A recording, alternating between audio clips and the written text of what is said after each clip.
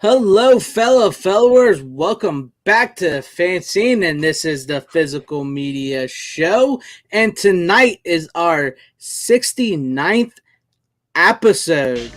69, dudes! That's great. And it just so happens to be on the night before Thanksgiving, so get stuffed with 69. So I love it. I love it.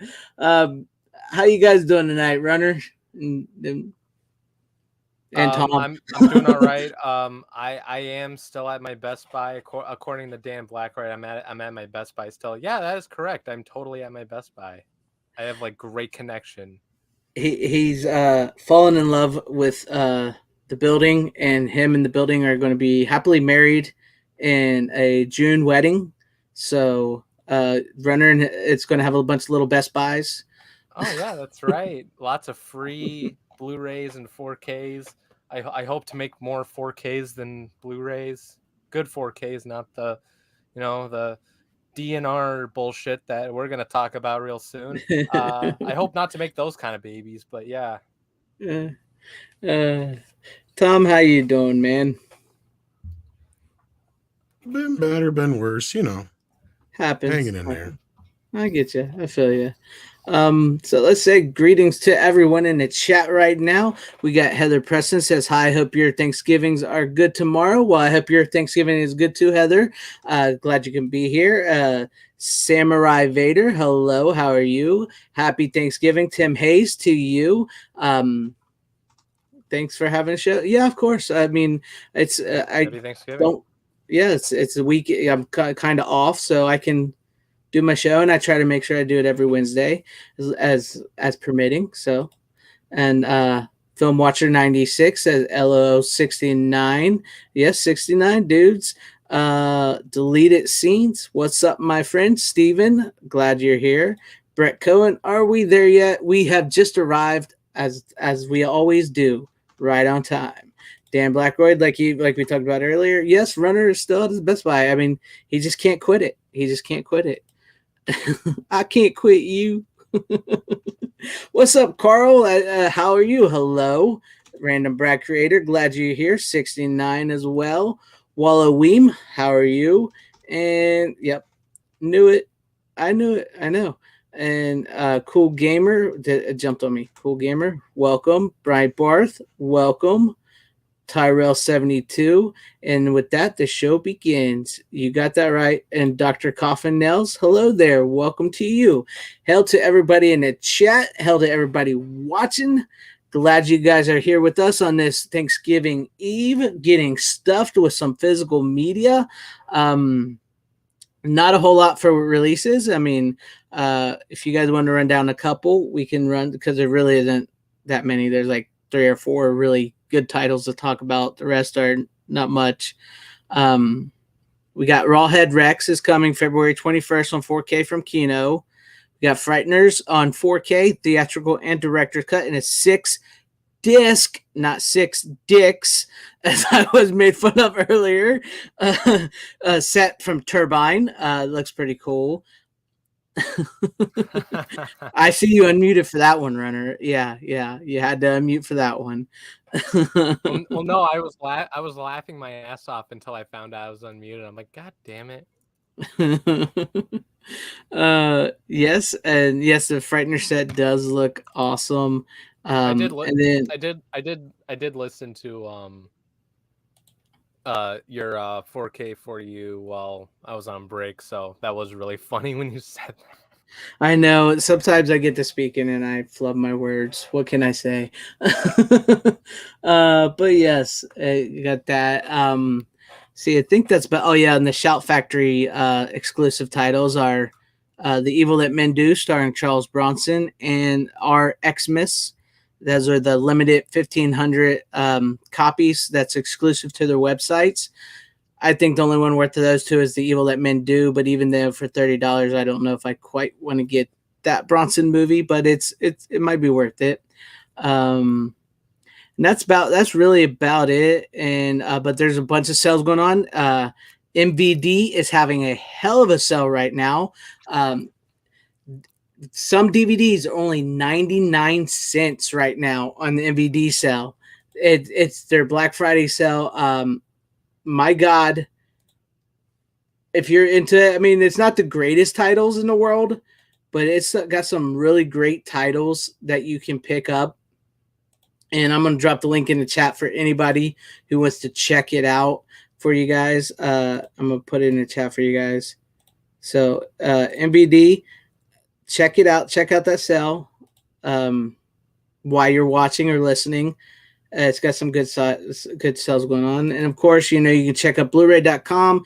They got a list of a bunch of sales going on. Black Friday sale for Vinegar Syndrome starts the 25th.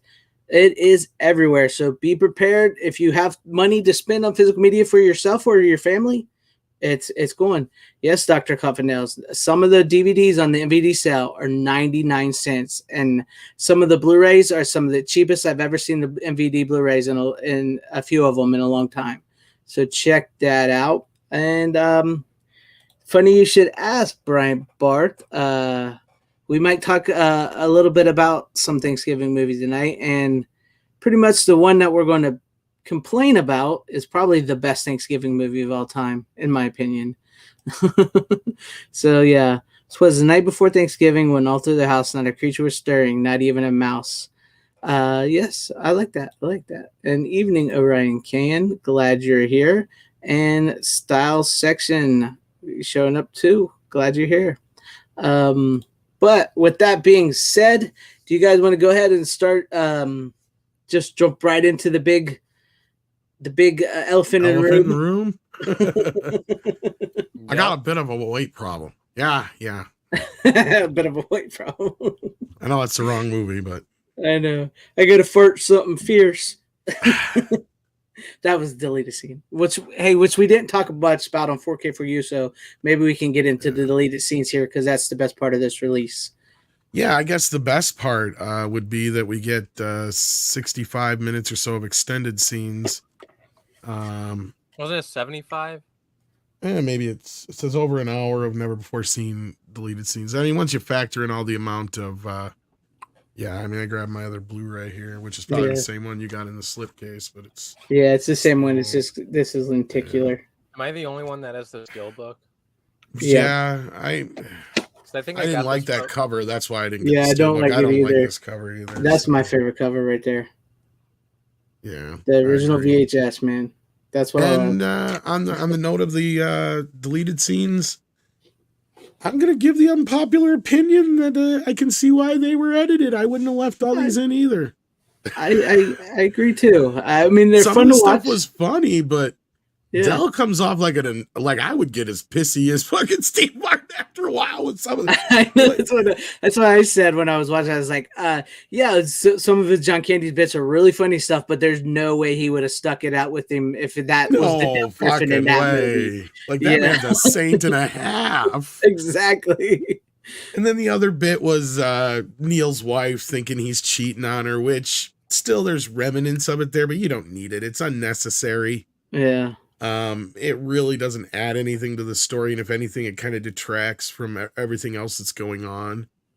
And it kind of, because to me, the penultimate point of this film is you have two people from two completely different worlds, who one man has lost everything, and the other has everything, but doesn't quite, he may not necessarily take it for granted per se. But that's what would happen if you had that whole storyline in there, because then it doesn't really go anywhere. It doesn't really like he has been taking it for granted, but he's realized he has been taking it for granted. And then it takes Dale Griffin to show him. I think that's my point. I was getting to. There's just enough to where if you go to that other extreme, it kind of really makes Neil out to be more of a dickhole. Because I mean, here's the other side of it: is you already have a hard enough time liking his character as it is. Because he is a bit of a dick to Dell throughout the film. So you kind of have to make that balance work. Uppity attitude. So yeah, and I mean at the same time, I mean, as a kid, you watch this movie and you kind of see it with completely different eyes because as an adult, you're one of these two people usually. Yeah. And 9 times out of 10, Adele Griffith doesn't realize he's Adele Griffith. That's kind I of realize I'm Adele Griffith, so I'm definitely Adele Griffith. I'm Adele Griffith. But I'm I of mean, Adele Griffith. he's kind of self-aware too, though. So Yeah, kind of. He knows. No, I mean, I loved it. It's a great film, but sadly, this movie doesn't look very good on this Blu-ray. yeah, it's really bad. It's probably one of the worst 4K transfers I've seen in a very, very long time. I'd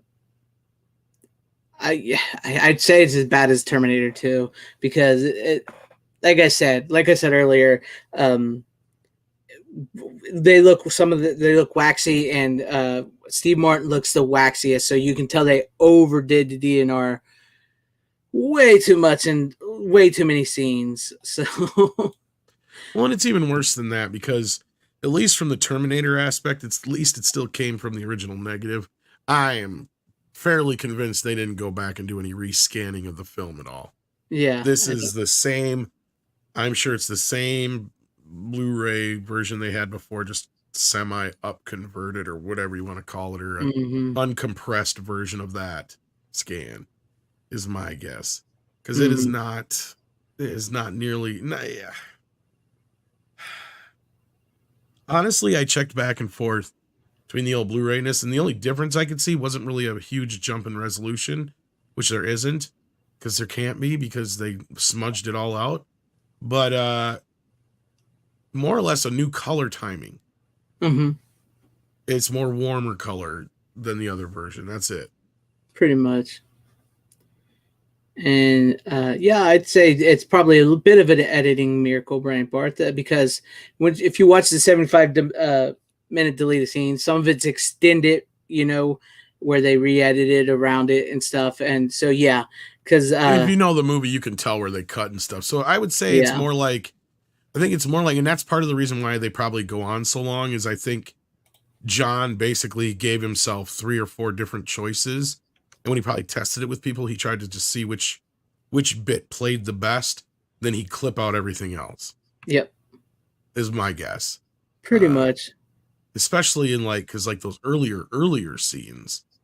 Because the scene on the plane goes on for 12 fucking minutes. That's a big chunk of movie if you stop and think about it. So there's no way that movie it's not like he doesn't know already that scene is not going to exist in that form in the final version. Right.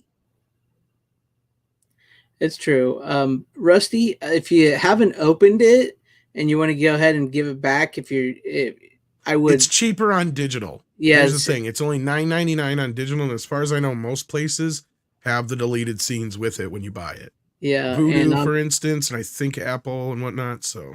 Yeah. And honestly, I think some people's already loaded most of them up on YouTube. So. Oh yeah, there's that too. Yeah, so they're pretty much you can find the deleted scenes now, because the 4K, if you're good, the Blu-ray is fine, because like we said, they screwed the pooch on this, cheap as possible for this 4K restoration, if you wouldn't even call it a restoration.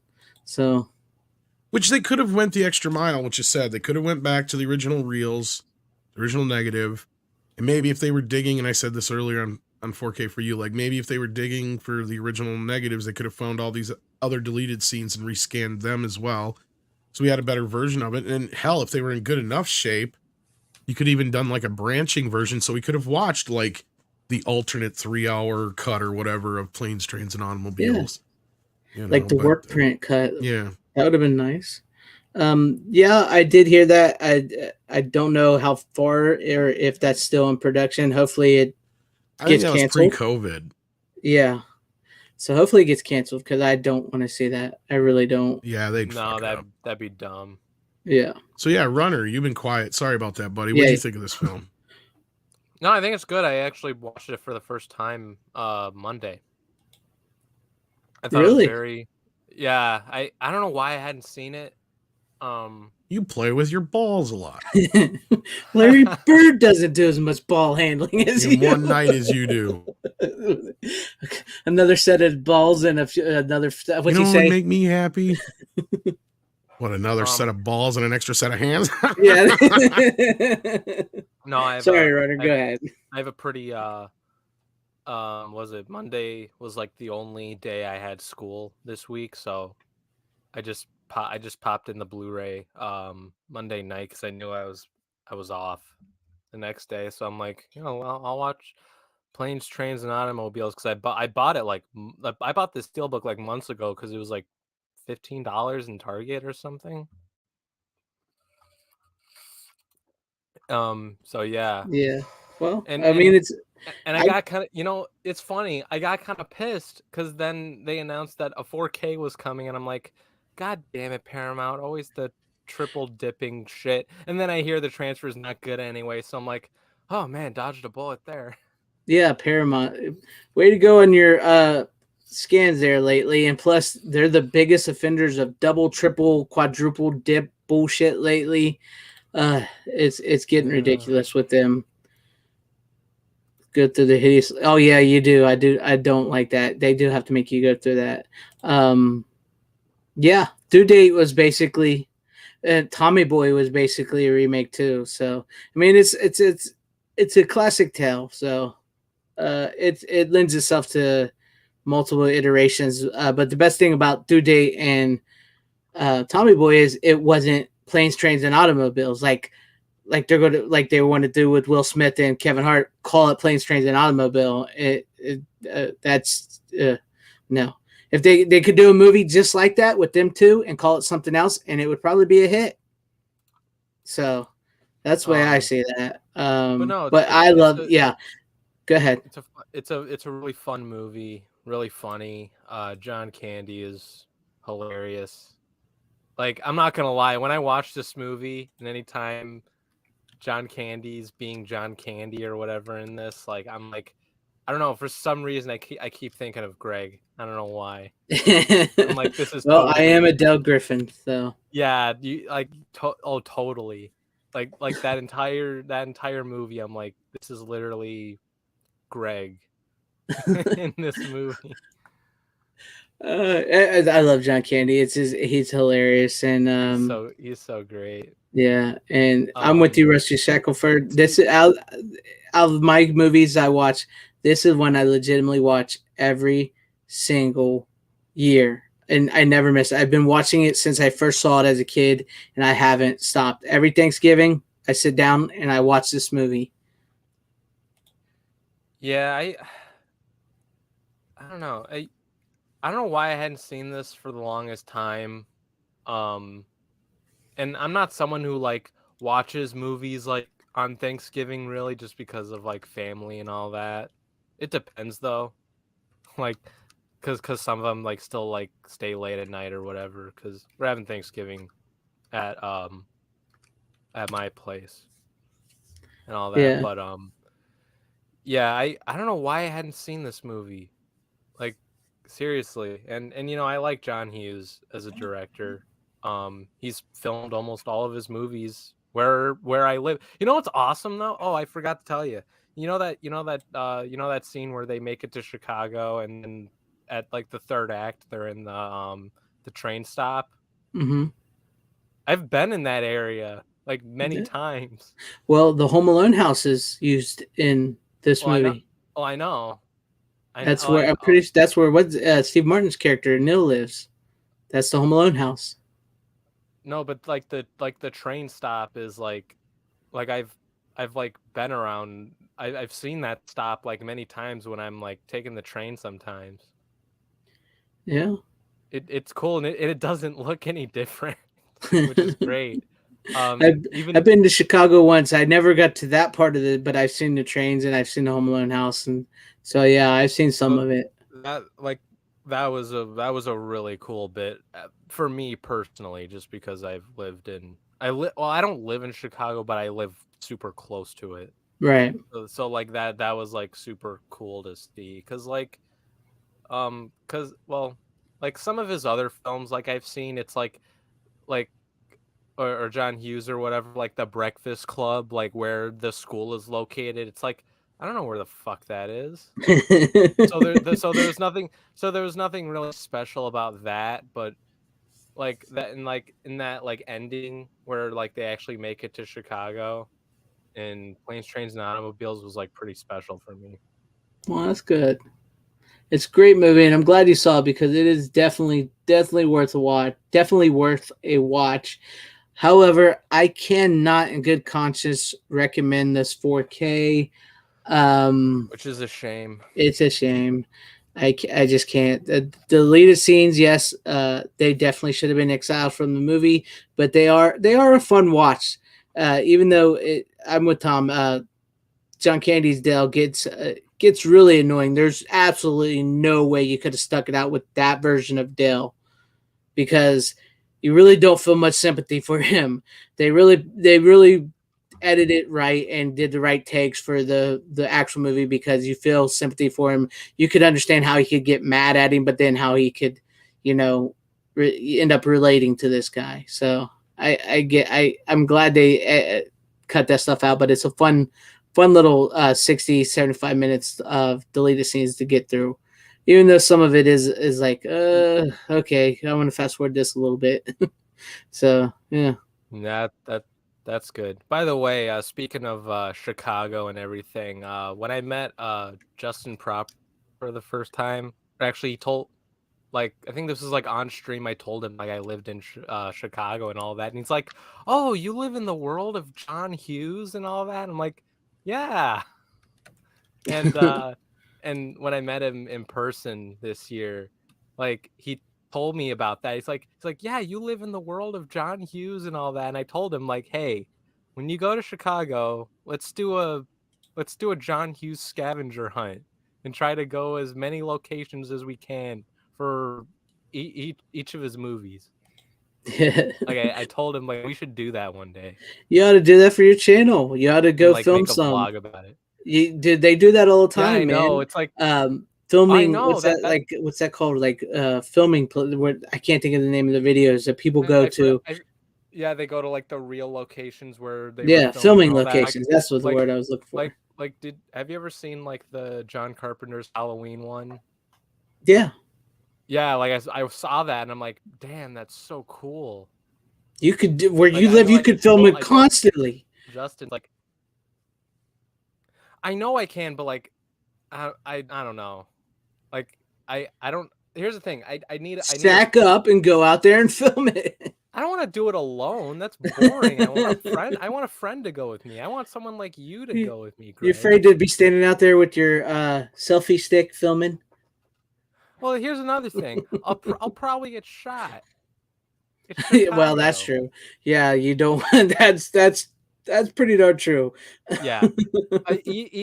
It's true. Even though I don't bitch about it as much as most people. I know. Yeah. I know Tom's a lot scared of Chicago than I am. Everybody should be scared of Chicago. But But be. I just don't complain about it too much. That's all. That's because you're from there. I know. I'm ingrained in it. I was born in the darkness. Oh, don't start that shit.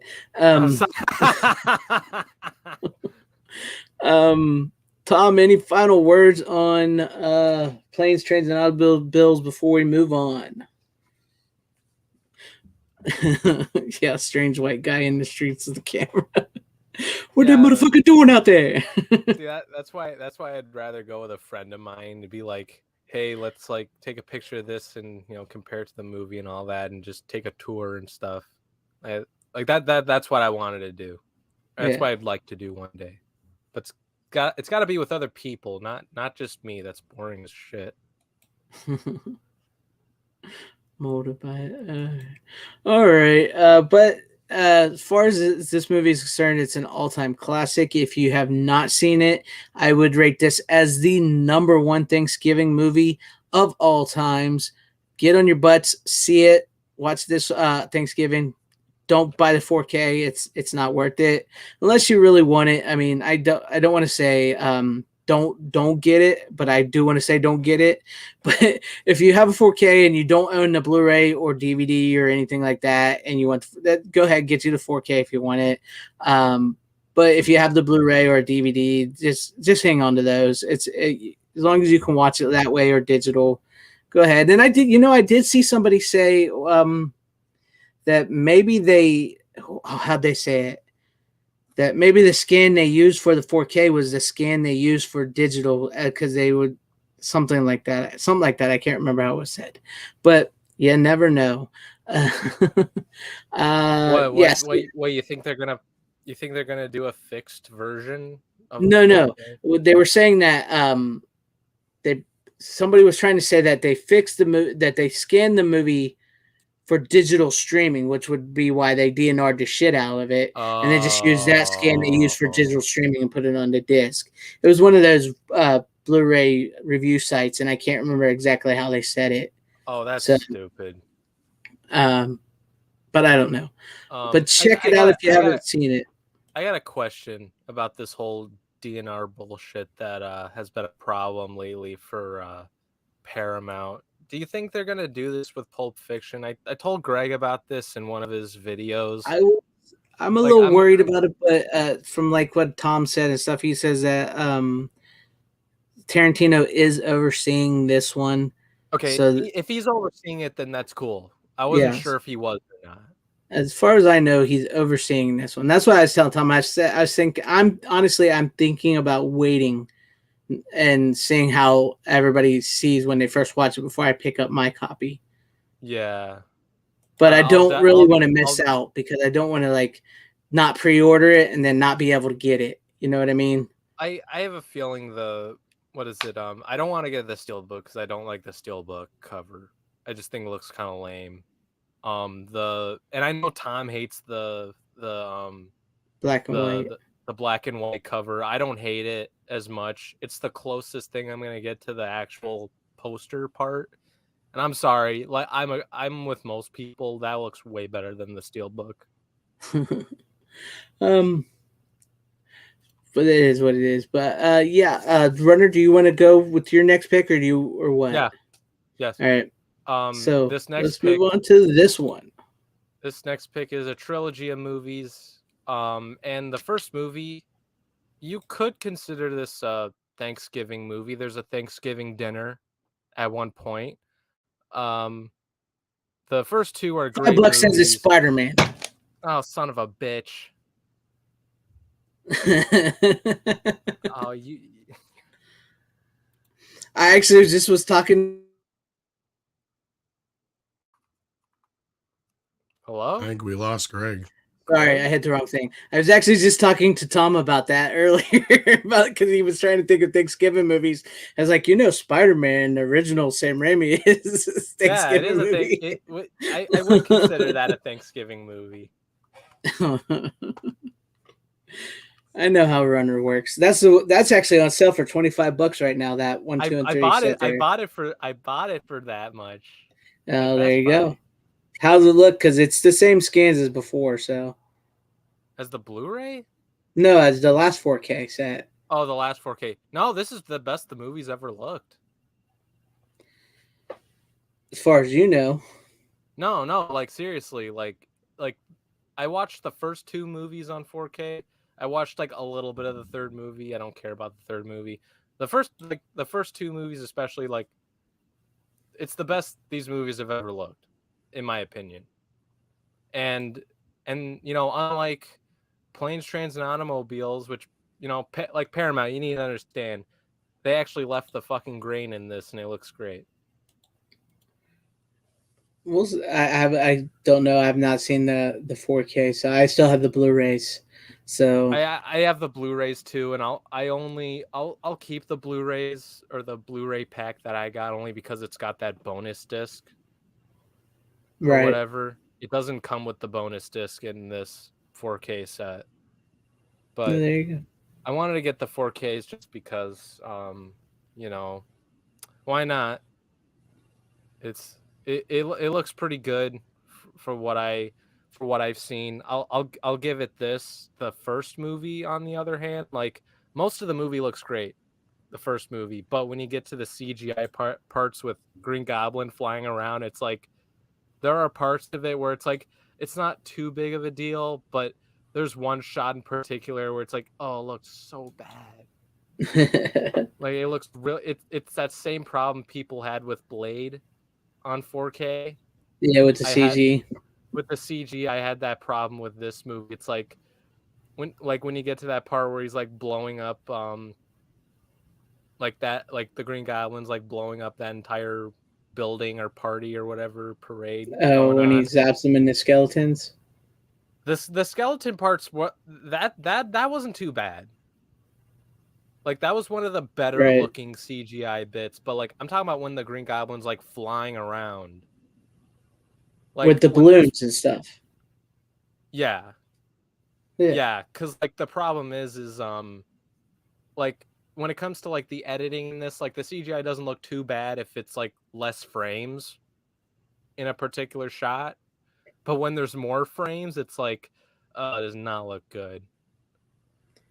Gotcha. Gotcha. And you can tell which parts are like practical and CGI, and the practical stuff looks so damn good though I'm on so 4K. seriously like when I was talking with Tom, I'm really surprised that after the No Way Home hit, that Sony didn't go back, because Sony's like one of the best companies at releasing 4Ks and stuff. I'm surprised they didn't go Yeah, back and do new scans of the Raimi and Amazing Spider-Man movies. I'm surprised they didn't do that or haven't yeah, got to no, it yet. I I thought it looked pretty good though for the most part. I uh I watched like a little bit of the third movie and that looks fine as well. The first two on the other hand, great movies. I'd say, the more I think about it, it's kind of like the Dark Knight trilogy where the first movie, well, the first Spider-Man movie is probably the best Spider-Man movie. The second movie is probably the best. It's a better movie, but the first one's a better Spider-Man movie, and then the third one is just trash. It's the same with the Dark Knight trilogy. The first movie is a better Batman movie, but the second one is a better movie, and then the third one's trash. Like, do you agree with me there? Uh, I think the first Spider-Man movie for Raimi is great. I think Spider-Man 2 is probably the best Spider-Man movie of Spider. I think I it's where it really I nails think Spider-Man and the I story and just everything. Uh, Not quite comic book accurate, but it's the best that I think of any Spider-Man movie made. no, but like the first one to me, I think captured the origin the best, at least to me. It's fine, but like it's the second one is like the definitive Spider-Man movie. I think they know everything pretty darn good in that one.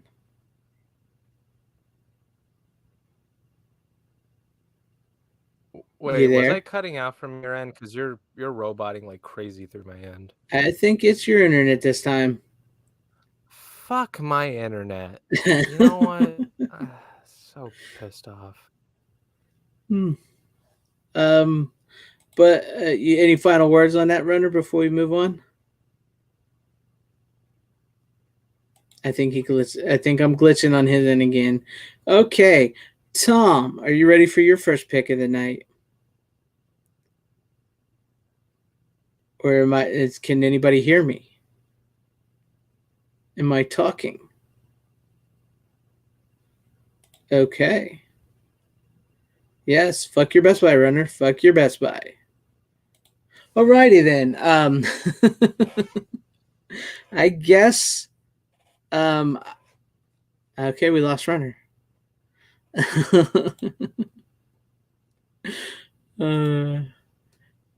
it's just like when I'm all alone, I talk to myself. I guess I'll go since I don't know what Tom's doing. If whenever you come back, Tom, let me know. Um, okay, guys, I didn't get to bring it on last week, so I got it. I got it this week, and I watched it. And unfortunately, I didn't get the steelbook, so I got. There's my camera. I got Reservoir Dogs. I got the standard 4K edition here. I thought it looked great. It was a great movie. Yeah, I wish I would have got that steelbook because I really, really wanted that steelbook, but I didn't. I got this, and So this right here is way better than the Planes, Trains, and Automobiles. Definitely. Yes, it has a few instances of DNR, but it's miles ahead of that, and I was really glad to see that. I had not seen this movie in so long, and damn, does this movie so good? It is this like it fires on all cylinders. The dialogue, and I can remember when I first saw this movie, I kind of didn't like Steve Buscemi's character. I kind of thought he was annoying, and by the end of this watch, I was like, the motherfucker was the smartest man in the movie, the most reliable man in the movie, and he deserved to get away. And I really hope he did, because I don't know if he walked out into the police Best before fucking part of the movie. Yeah, because I don't know what it was when I was younger, because I saw it when I was a kid. Hey, you were an idiot as a kid. It's fine. Everyone was. Well, no, I'm really smart. Oh wow, look at me. I'm so damn smart. I'm great. Look at me. Fuck off. I'm kidding. Hey, Steven, we'll have you on one day. You need to come on. We'll get you on then, because we're always looking for guests. You do need to come on one day, dude. Yeah. Maybe next weekend, next Wednesday, we might have you on and get you some titles. Come on. But yeah, I really enjoyed Reservoir Dogs. I really liked it. I appreciate it much more now that I'm older. And there's something I noticed in this that I didn't notice before. There are lines from Dusk Till Dawn in this, because the line, "All right, Ramblers, let's get rambling," is in this movie. It's said by Joe when they're at the diner scene. And then in the scene with Harvey Keitel and Steve Buscemi, when he's like, "I need you cool. Are you cool?" And he's cool. That line is also in From Dusk Till Dawn. And I'm not talking about the line where George Clooney goes, "You be cool, everybody be cool." It's after when they get to the bar and Harvey Keitel's character is telling him, because he wants to go smash the bottle over the guy's head and beat up the guy. He tells him, "I need you to be cool. Are you cool?" And he tells him, "I'm cool." So like there's lines reused from this movie and From Dusk Till Dawn, which Quentin Tarantino also wrote. So I did some research on that, and I don't know if Tom can hear me or if he knew about this, but according to Quentin Tarantino himself, he has a Quentin Tarantino universe, much like the Marvel universe, which is funny considering what he just said about Marvel and all that, which I do agree with, by the way. But there's two Quentin Tarantino universes. There's the really real world, and there's the movie universe. So according to him, people from Pulp Fiction, Reservoir Dogs, stuff like that, when they go to the movies, they would see movies like True Romance, From Dusk Till Dawn, Kill Bill. So Pulp Fiction and Django and Glorious Bastards and Reservoir Dogs is the really realer than real world. And then like those other movies are the movies they would go to see in that world. So it would be reasonable to say that possibly the Reservoir Dogs cast saw that movie and sort of copied the lines, at least the Ramblers line. So I kind of dig that. I thought that was pretty cool. And speaking of like Pulp Fiction, Michael Madsen was actually supposed to play the John Travolta role because they're brothers. Vincent and Vic. Oh my God, what was their last names? I can't remember, but they were supposed to be brothers, and he actually thought about making a prequel movie with John Travolta and Michael Madsen as the two brothers, So that would have been pretty cool. That never went to fruition, but I really enjoyed Reservoir Dogs. It was a great rewatch, and now that I've moved past 2 that I've already did videos on, if you haven't seen my videos, I did do a video on Reservoir Dogs. Vega, thank you, deleted scenes. Vincent and Vic Vega. So Michael Madsen actually turned down the role that John Travolta would play because he went on to do Wyatt Earp, Runner's dad's favorite Western, Wyatt Earp with Kevin Costner, and he highly regrets doing that. He wishes he would have did Pulp Fiction movie. So yeah, there you go. But yeah, I really enjoyed it. I'm really glad to have it. This has always been up until Once Upon a Time in Hollywood, this one has always been my favorite Tarantino movie. Now I just go back and forth between this and Once Upon a Time in Hollywood, and it's I can't wait to see the others in 4K if as long as they're good. Um, so any thoughts on that? Because I wanted to get that out of the way real quick because I know you, Tom, and you already um, brought them on last week. So any final Yeah. thoughts on Reservoir Dogs before we move on? Like I said last week, I only watched parts of the movie on 4K. It looked really good for what I've seen. I need to watch the whole thing in order to judge it as a whole. You got to watch it, Runner. It is a great movie. I had so much more fun watching it this time around than I've ever had. I was like, it was just Greg, such a damn good movie. Greg, I'm a really damn busy guy nowadays. You and Okay, me both, man. Everybody on this panel is busy. I know. Difference is your schedule sounds a lot more balanced than mine. Mine is all over you the would fucking think, place. you would think, but trust me, it ain't. It depends, Greg. It depends. Cause sometimes I want to watch something, before I go to this show, but sometimes I don't have time to do it. That's why I gotta watch parts of it. That's what happens. But if you really need to watch it from all the way through. No, I know I do. But yes, I am jealous that you and Tom got the fancy steelbook.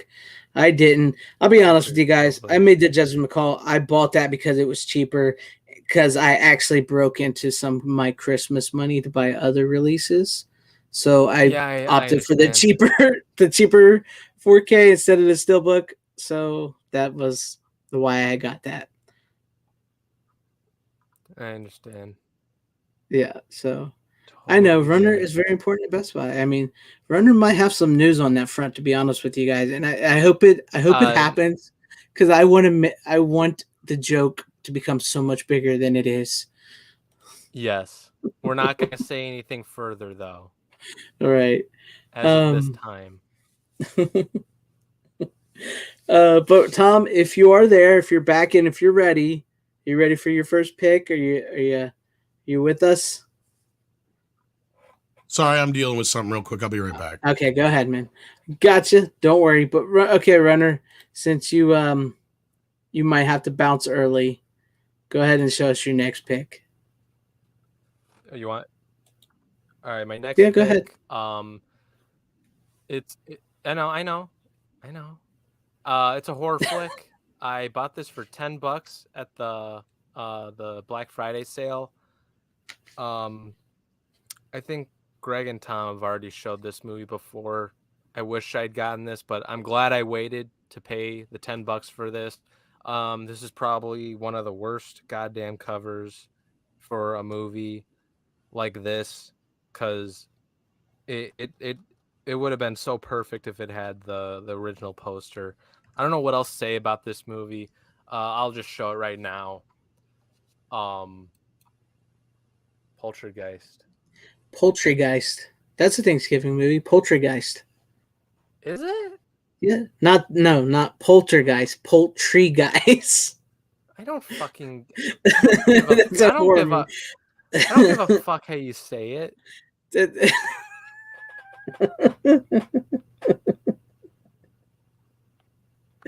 Anyways, yes, that is a horrible cover. I don't know. I keep saying Poltergeist for some reason. I don't know why. It is a horrible cover. It's an alright 4K. It's not the best looking 4K. There's a few instances in the beginning that's not the greatest, but then it keeps going. No, but I fucking loved this movie though. Oh, it's a great movie. No, like I didn't think I'd love it as much as I did. Really? Is that the first time you ever seen it? Yeah. Really? Yeah, I thought it was really damn Go ahead. Good. Yeah, this was a great fucking movie. I had a feeling I'd like it. I didn't think I'd love it as much as I did. Really? Yeah. Elaborate more. What was some of the stuff you really liked out of it? I don't know how to explain it. I mean, Toby Hooper's a great director. He did a really good job with this.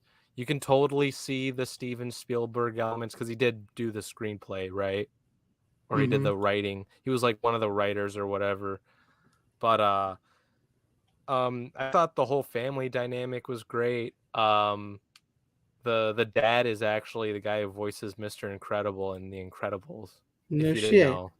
I knew that. That's Craig T. Nelson, man. He's been around for years. Yeah, I know.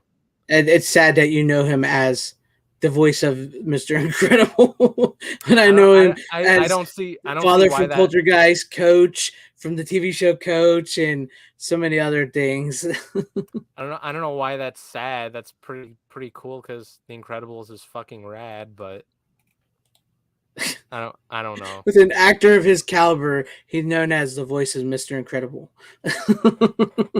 Cause it's Mr. Incredible. I'm It's sorry. still just that's just yes, I You do know, like The Incredibles. It is one of the few Disney movies I actually do like, you mean but it just that saddens me that Craig T. Nelson is known as the voice of Mr. Incredible, not as the father from Poltergeist or as Coach. and he almost looks like Mr. Incredible in the movie, which is great. Oh man, Greg would probably be choking me right now if I actually were talking to him in real life, but I'm sorry that I know him as Mr. Incredible. Fucking deal with it. I'm sorry. No, but he was good in this. I liked him a lot. The kids aren't super annoying in this, which is pretty nice. The horror elements where things move and all that, I just thought was really cool. The part that kind of freaked me out a little bit was when the clown doll popped out of nowhere. That's one of the creepiest scenes in the movie. The clown. There's a guy that has that. He has that actual screen used clown. I legit here on YouTube. I can't remember his name at the moment. He's a really big channel. No, but I legit jumped out of my seat when that happened. I was like, oh my god, like holy shit, like that was well executed. Right. See, people talk about this a lot, Rusty Shackelford, and I'm under the opinion no, Spielberg didn't fire Hooper from the film. I do believe Tobe Hooper directed the film, but I also believe that because according to Joe Bob Briggs, a letter that Steven Spielberg wrote himself, Hooper directed this film, but I do believe that this was essentially Hooper directing a Spielberg film, and Spielberg was there. They collaborated together. I do believe it's all Hooper. It's just he was doing what Spielberg and them wanted him to do, and I don't think there was any animosity to him. I just think he was just doing his job, and that's all there was to that. And he was just making a Spielberg film. So I think that's all there was to that. Yeah, but it is a really great, scary, classic '80s flick. It's perfect. The clown is scary. The tree is scary. Oh yeah, the tree. The tree, man, when it eats the kid, man, it's dude, just like the tree was fucking nuts. Right? It's awesome. Yeah, there's a lot I liked in this movie. Like I did not expect to like it as much as I did. Like I understand why people love this movie. It's like, yeah, I see it. Mm-hmm. It's a great movie. It's great. I was glad to have got it. And it saddens me that they went and made this cover. Yeah, that cover's horrible. That cover, so listen, like I get it. It's a shot from the movie, but it looks like dog shit. It's a shot from a movie that they've edited to shit and made it glow and stuff. It's just no. They should have just used the classic Carol Ann on the TV. They're here. That's so much better. And yeah. Yeah, what you think about that? Where the guy pulls his face apart. That oh god, I'm trying to remember what scene that was in. It's when he's going in the kitchen and he's eating the food and everything, and he looks in the mirror and he just like starts peeling off his face. Oh, that he goes to the bathroom. Oh, dude, that was. I just loved how practical it was. That's actually Steven Spielberg's hands. No shit. Yeah, he's the one who he did that. yeah, like that whole when that whole thing was executed, I was like, oh my god, like it Yeah, looked so good, and it looked pretty damn real. it's good. I mean, you can't beat practical effects, especially I mean, I from the think eight. like the thing is, I've probably seen other I've seen other movies do that, I think, but like I think that executed it the best. Like ripping off skin and it's like blood coming down. It's like and you see like the skeleton or whatever. It's like, oh my god, like that was another thing I loved in the movie. Mm-hmm. It's just a really great, and it's sad what's happened to a lot of the people that's part of that movie, the and stuff. But it's just a really great movie. Um, yeah. Oh, the UK Collectors has the cover. Oh, that's cool. That's the one they should have I think used. I think the Zat was it the Zavi exclusive has that one, I think, and it's on the back of the steelbook cover, but I didn't get the steelbook, sadly. Yeah. I do like the fact that the guy from Return of the Living Dead is the guy that moved the headstones. He's the real estate guy. I love that. That guy is a great character actor. Mm, Do you know who I'm talking about, Runner? You've seen Return of the Living Dead, right? yeah, Didn't you get that one? yeah, I got it from Shout, The 4K. guy, i- he's oh, I can't think of his name right now. Oh, He's with the the guy that really helps. No, I'm kidding. it's the old man with the and he goes, "You want to see the they're in the basement." That guy, and he Okay, takes him down there and he I smacks it and don't, they I release the don't, smoke and I don't remember what he looks like, but I remember a it's character. that same guy is the guy that did the real estate scheme in Poltergeist. Move your TV bin. I love that scene when they're standing there, they're going back and forth, just changing each other's channels. Oh yeah, that was funny. It turns out it's like they're watching a game, but that one guy's kid wants to watch Mr. Rogers. Yeah, it was yeah, Mr. Rogers and stuff. Yeah, that Um, was funny. And no, but the guy's watching the game is like, who is this guy? yeah. That was hilarious. And I'm like, Move your and TV and I'm bin. and I, yeah, and I'm thinking to myself, I'm like, why the fuck like why do they have the same like connection? It's weird.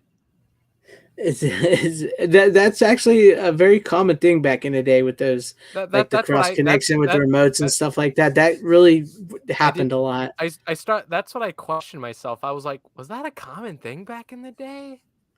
Yeah, 'Cause I it can kind of wasn't remember that when somebody was changing because I used to live in a suburb. So mm, I yeah, live in a suburb now, but you know, it's not like that anymore. no, not like that anymore. I don't know if I really believe in the poltergeist curse, Bright Barth. I've seen a few things here and there. I watched the Shutter show, cursed films, and I've read things up, and I, I don't know. I don't know. I mean, could there be a curse? Yeah, there is a lot of stuff that leads back to that, and but then again, there's also a lot of stuff where like where they always say they used real skeletons. They used real skeletons in the final scene. Well, that's true. They did, but so did the original Frankenstein from the 50s. A lot of those older films and certain films, they actually bought skeletons and used them. So I don't know, and I know with everything that happened to the actress who played Carol Ann and the other daughter, what happened to them.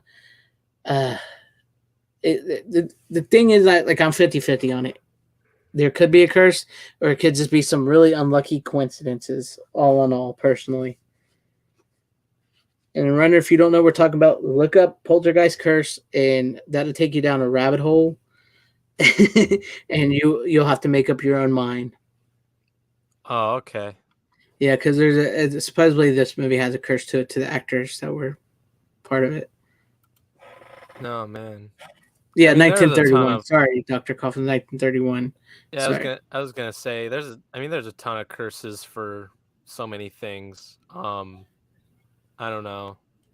Yeah, you said it's Yeah, on plenty of Shutter, people to right? find it. Just unfortunate with the two girls. So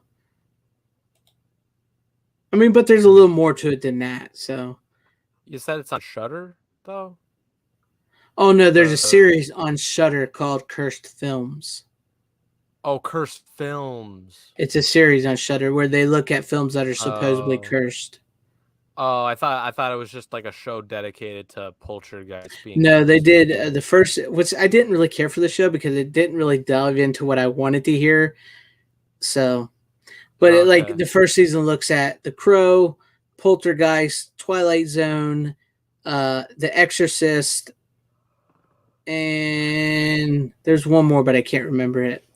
So Um, I canceled my Shutter subscription. I only had it for like 2 months, but I never used it. it's if you're not really into like the stuff I'm into, you're not really going to watch that a I lot. just don't have the time for it, and I just didn't think That about it. too. I mean, it's got a here's the thing, it's got a pretty That's the good other one. library. Yes, The Omen. The Omen was the other one they covered in that first season. Um, That's true. no, but it's got a pretty good library. I just didn't spend a whole lot of time in Shutter. It's got a pretty good price to it, but It's really cheap. I enjoy it. yeah. But I'm glad you saw Poltergeist for the first time and you really liked it. See, look at that, man. We're we're getting you into the classics and you're enjoying it. Planes, Trains, and Automobiles, and now Poltergeist for the very first time. That is crazy. Mm-hmm. Yeah. It's Interesting, crazy, and Dalton. it's working too, Greg. I'm glad because you know, I'm a huge fan of the '80s. So, which that is one thing I don't agree with Quentin Tarantino on. Which I'm still haven't proved if he said this yet, but he did say Yeah, because that I was do agree with him. weird. Yeah, I do agree that this is the modern era movies is the worst era of movies. Yes, it is the However, worst. I do not agree with him if he said this, which I haven't looked it up yet. He also said the 50s and 80s were two of the No, worst decades for he movies, yeah, which the he's 50s and 80s are probably my two favorite decades for movies. yeah, But it's I get where he's weird. coming from because he really likes the 70s grindhouse stuff. So Yeah, no, because what was it? When I heard him say that, I'm like the 80s. I'm like, really? Like that's where like that's where what do you call it? Like that's where like movies really like started to blow up like a lot. Those are the types of movies people keep talking about nowadays, especially like, the 80s. Like you got so many good movies at that time, and he was saying that's one of the worst decades, and I was like, "What?" Like I agree that we're living in the worst modern era of filmmaking, but like the 80s, like I'm sorry, like and I like Tarantino as a director, but he is just wrong about that. I'm sorry. me too. I mean, but I get But it because as film fans, we all have our certain decades we like, and I'm pretty sure his favorite decades are like the 70s and 60s. He really likes those decades, which yeah. I get where he's coming from on that, but Yeah, but I saying can't get down with the fact that he says the 50s and 80s are the two of the worst. I think yeah, I those was are gonna two of say the greatest, two of the most yeah, creative of all. that's the thing. Like he's saying like I'm fine if he like doesn't prefer the 80s decade, like that's fine. But saying it's one of the worst, it's like what? Yeah. That's insane. I mean, you got oh my god, where do I start with the 80s? I mean, that'd be pretty hard for you too, Greg, because there's so It's many good. just about it. I can't pick favorites. You say, what's your favorite movie? The 80s. Yeah, So, I know. Like, I mean, there's so many. I mean, there's just so much good shit. Uh, you know, um, like on the top of my head, Evil Dead, Nightmare on Elm Street, Ghostbusters, Karate Kid, Beverly Hills Cop, fucking, oh my god, I can't say any more. There's so goddamn many. You know what I mean? there's lots and lots. So Those few movies I just named, just like, come on, you can't beat that. I'm sorry. you can't. And Orion can. You're right. The 80s is the only answer. It's like, what's your favorite It movie? is The 80s. the 80s. There you I go. remember, That's I remember, I remember you sharing. I remember you sharing that meme, and I'm like, that's perfect. That's what it is. I mean, I can go from Frankenhooker, then I can go to freaking Rain Man. Even though, Rain Man's in the '80s, I think. So yeah, I could go Oh yeah, from like Rain Man is in the yeah, I could go from that to that, man. It's like it. How can you not Oh love yeah, the '80s? Top Gun was in the 80s. Real Yeah, Genius. Um, I said Ghostbusters. Back to the Future. Back to the Future Back is to the 80s. Future. Yeah. Like, oh my god, fantastic movie. Um, Terminator. Yep. Oh my god. I'm sorry, Quentin Tarantino. Like, Quentin, I love you, dude. You're a great director. You are high as shit for saying that's one of the worst decades of film. Yeah. But I mean, like I said, I can't. I mean, I don't agree with him on that, but I can't really knock him because, like I said, as movie fans, as collectors and stuff, we all have the decades we truly like, and I clearly can tell that the '70s is like his decade. You can tell how it influences movies, like the music in Yeah, Reservoir Dogs and like Pulp definitely. Fiction, like the whole fact that what Pulp Fiction takes its name from, and I get where he's come from, like the Grindhouse. Plus, he did that movie. I can't even think of the name of it. With they did Death him and Proof. yeah, Death Proof. They did that, so I get where he's coming from, but I think the '50s and That was '80s are that probably my was two that favorite was him. decades. Yeah, that was him and Robert Rodriguez because he Yeah, did Robert Planet Rodriguez. Terror. Yeah. But I mean, the '70s wasn't too bad either. No, the It had some '70s good has flicks. great. The Yeah, the '70s '70s is has great. like a really dark era of movies. Like a lot of the '70 movies are very depressing, but they're so damn good. Yeah, You know what I like mean? John Carpenter's Halloween was late '70s. Yeah, it was late '70s, but that's more like gearing towards the like '80s. Well, that You was know, yeah. 70, Well, 80. that was definitely preparing the '80s. You know what I I'm mean? talking about like there's some like really like movies in the '70s that get like really depressing, but they're so well done and well shot and well acted that they're just Mm-hmm. they're great movies. But I still prefer the optimism of the '80s and the '50s. It's Yeah. just yeah. What's funny? For a while I kept mistaking that John Carpenter's Halloween was an '80s movie, but it's like no, it's a '78, and I'm like, oh fuck. Yeah, You know what I mean? seriously, from like 1950 to like 1997, that's like the greatest era of movies. Yeah. I mean the night. Don't From get me like the wrong. The 50s night. to like the mid 90s, that's when Yeah. movies were like just like you had so many hits, so many greatness, and then after like 98, maybe 99, that's when it all kind of just was like blah. I mean, you still had some good stuff.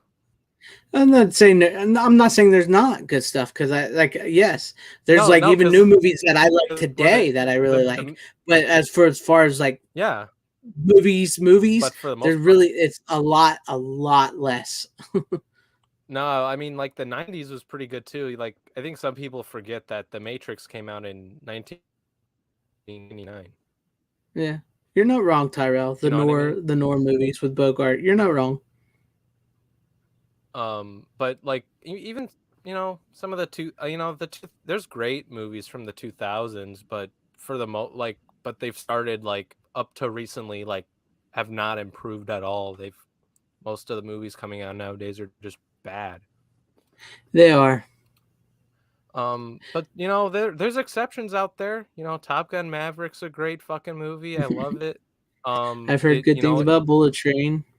Bullet Train's great. The Northman. I still haven't seen that. The Northman's fucking great. I will say though, it's not new. And as much as I don't like elevated horror, because I don't like elevated horror, I did It's like The not. Lighthouse.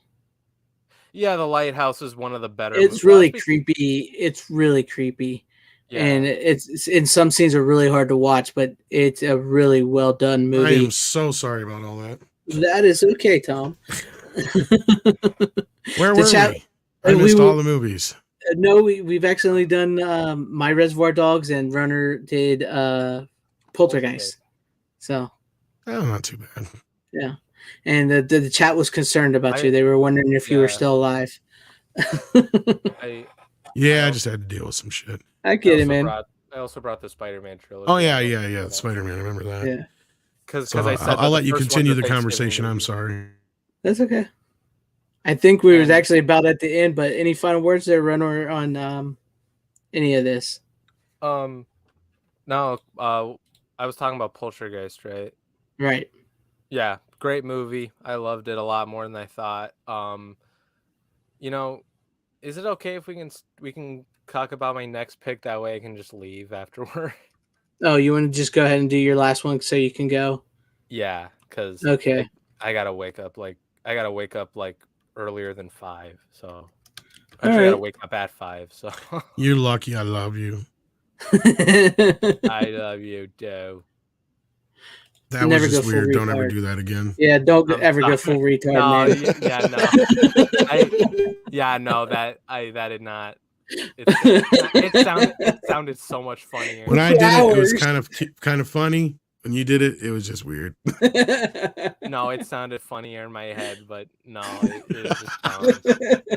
All right, what do you got? What do you got for your final one? This one, I feel like I spent a little too much money on it, but I'm not mad. Don't we all?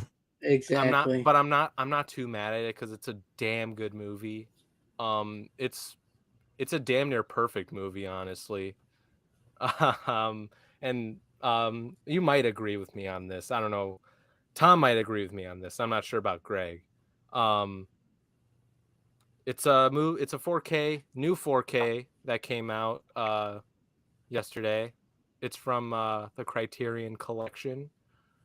And I saw the review. Yeah, it's either Wally or Malcolm X. You're half right. Oh, duh. It's one of those. Yeah, it's one of those two. 50-50, you're right, man. And I'm gonna go on a limb and say you're not much of a Wally, man. It's Malcolm X. It's Wally. It's Wally. Is it really Wally? He's a kid. It's Wally. No, it's Malcolm X. I knew it was Malcolm X. He's a film school kid. Of course, it was Malcolm X. Yeah, I was just. I'm not gonna buy fucking Wally for $35. Are you kidding me? Wally.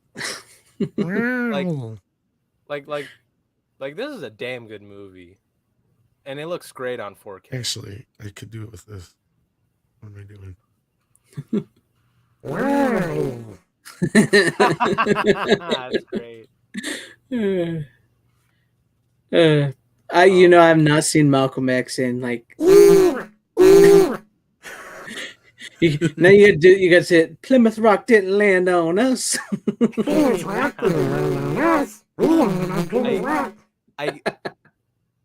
I don't know. It's hard to do it's hard to do a Denzel Washington impression though, because it's Denzel Washington. We're laying on Plymouth Rock. Plymouth Rock laying on us. That's not too bad, actually. No, but I mean, Denzel Washington is a fucking badass. No one can deny that. He's great in this. Let me tell you about the time I almost died. Do you have this, Tom? I have it. I have not seen it in probably 30 whatever some plus years. I'm talking about if you have the 4K release. Yeah. I just got it in the mail this week. Oh, okay. But yeah, so I barely remember the movie. I remember certain bits and pieces of it, but we watched some edited version in school is what it was. That had a lot of the R-rated stuff cut out of it, but yeah, it was trimmed down. I haven't seen it in years, but I'll be honest with you, it's probably one I would not or whatever. Yeah, it's probably one I wouldn't buy because I'm. I assume it's all right movie. It's not something I would rewatch, and plus, I don't like Spike Lee. I really don't. This is. Well, I understand. I understand too. To be fair, the only movies pretty sure Spike Lee don't like us either. Yeah, I'm pretty sure. Yes, this is probably his best movie. Malcolm X probably his best movie. Do the Right Thing's pretty fucking good. Well, yeah, I'll give you that one. I'll give you that one. Do the Right Thing. I had to write a midterm paper on. But what happened to Spike Lee? It's like Tom said, he don't like us. He went completely off the deep. Like, he was woke before woke. So, like, when woke happened, he turned into, like, double rainbow woke. Yeah. Like, he, before it was just like, you know, like, black power and all that stuff. And I'm Spike Lee and I'm angry. I'm black man. And then it's like, woke happens and it's like, fuck Whitey, we're going to kill him. Yeah. Pretty much. You know what's funny? Speaking of Spike Lee, I was at a Halloween party this year. It was a college Halloween party, and there was someone who dressed up as Spike Lee. I shit you not. And it wasn't it wasn't a black guy. Oh boy. Yeah, and that's the other thing is Spike Lee has had a notorious hard-on for Tarantino, as Brian points out there. And that's just because Tarantino makes movies that are better than his, and they get more attention, and he's an egotistical, like, fucking jealous asshole. Oh, really? You could, yeah. You could tell, especially when it comes to the Oscars, when who wins, whether it's somebody or not, he gets really jealous of everybody. He's like, it's bullshit. Quentin Tarantino shouldn't be able to use the N-word in his movies. Blah, blah, blah. It's like, oh, really? Like, did he actually say that in, like, interviews and shit? He did say, yeah, like, stuff, like, I'm not exactly sure how he put it for exactly, but he's like, yeah, Quentin Tarantino shouldn't be using the N-word in his movies and stuff like that, yeah. Which, you know, I was kind of surprised with Reservoir Dogs, which I hadn't seen in a while. I forgot how many times they say that in that movie. That ain't nothing compared to Django. That's true on that one. That's true on that one. But I'll be honest with you, Malcolm X, if it wasn't for Denzel there, I don't think that would have been as good of a movie. I agree 100%. There's no one else who could have played this role other than well, Malcolm is a very polarizing figure anyway, so yeah. He froze. No, he's still there. It's got a little, oh shit. Yeah, Criterion's been going back to the Digipack again, or whatever you call it. Yeah, whatever that is. I kind of, at least it's better than the fold out the one you had. Criterion, it's like they don't seem to make up their minds on any release to make anything standard whatsoever. It comes with a little book. Like, once in a great while, they'll have a slip cover for something, but most of the time they won't. I'm not a big fan of their clear plastic Blu-ray covers to begin with. And then their 4K, they do nothing to them to differentiate them from their other versions. Right? Yeah. So you have no clue, unless you're really paying attention. No, because, like, this is, like, one of 3 movies I have for Criterion. That's, like, I only have the 4Ks. It's this movie, Shaft, and Night of the Living Dead. And there you go. That's a good one. Because the disc is fucked up. But no, this is like, because all the other 4Ks that I've seen at least have, like, the plastic clear cover. This does not. This has, like, just normal packaging and stuff, which is pretty nice. The Digipack or whatever you call it. Yeah, I prefer them doing the Digipack stuff over what they've recently done. I love when they, like, do, like, okay, like, they'll turn around and, like, Hard Day's Night comes in almost the exact same Digipack as the original, like, almost exact. The only difference is the 4K is just a little bit fatter so they could fit the other disc in there. Yeah, that is the only difference. You know, it's funny because, like when it comes to Criterion, like, after I bought Blowout, like, I was so pissed off. It got, like, there was legit, like, black jizz on the fucking disc. No, that sounds like some manufacturing issue. No, I know. Like, I was so pissed off, I returned it. So I've been, like, very hesitant to get, like, because Best Buy lately, like, has been getting, like, some of the latest Criterion releases, and I'm like, should I get Night of the Living Dead on 4K? And I debated on it for a few weeks, and I'm like, fuck it, I'll get it. I'll see. I've never had that problem so much, but, like, there's another example. Like, they did the Digipack. Okay, it's clean.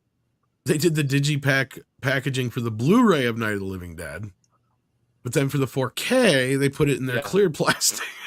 It's like, make up my fucking mind here already. Like, It's like, are you gonna stay with something? I hate that when. Let's be honest. It's why I don't really buy a whole lot of See, now Criterion. Kino is a company that makes me, and Shout is another good one for that too, and a couple of the other ones like these boutique companies are good ones for giving me like a reason to be like, you know what, maybe I should separate my shit by collection instead of alphabetically, because they would look so nice together. You know, Criterion not so much because they're also oddball. You know, it's like, it's too bad, you know, because like the Warner Archive is another one of those. They're all universally spined, like they look real nice together. But it's like, I Yeah. hate doing that because they're so. I mean, I can barely even separate. I'm one of those where I have a hard time. Like, should I separate my movies by category or by alphabetical?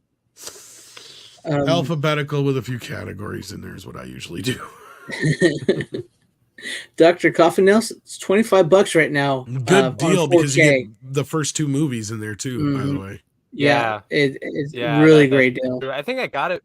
I think I got it for $25 on Amazon, and I was worried as shit. I accidentally bought the Blu-ray, but I ended up getting the 4K. Which It's exactly what Tom's talking about because the package is identical to the Blu-ray they sell of it too.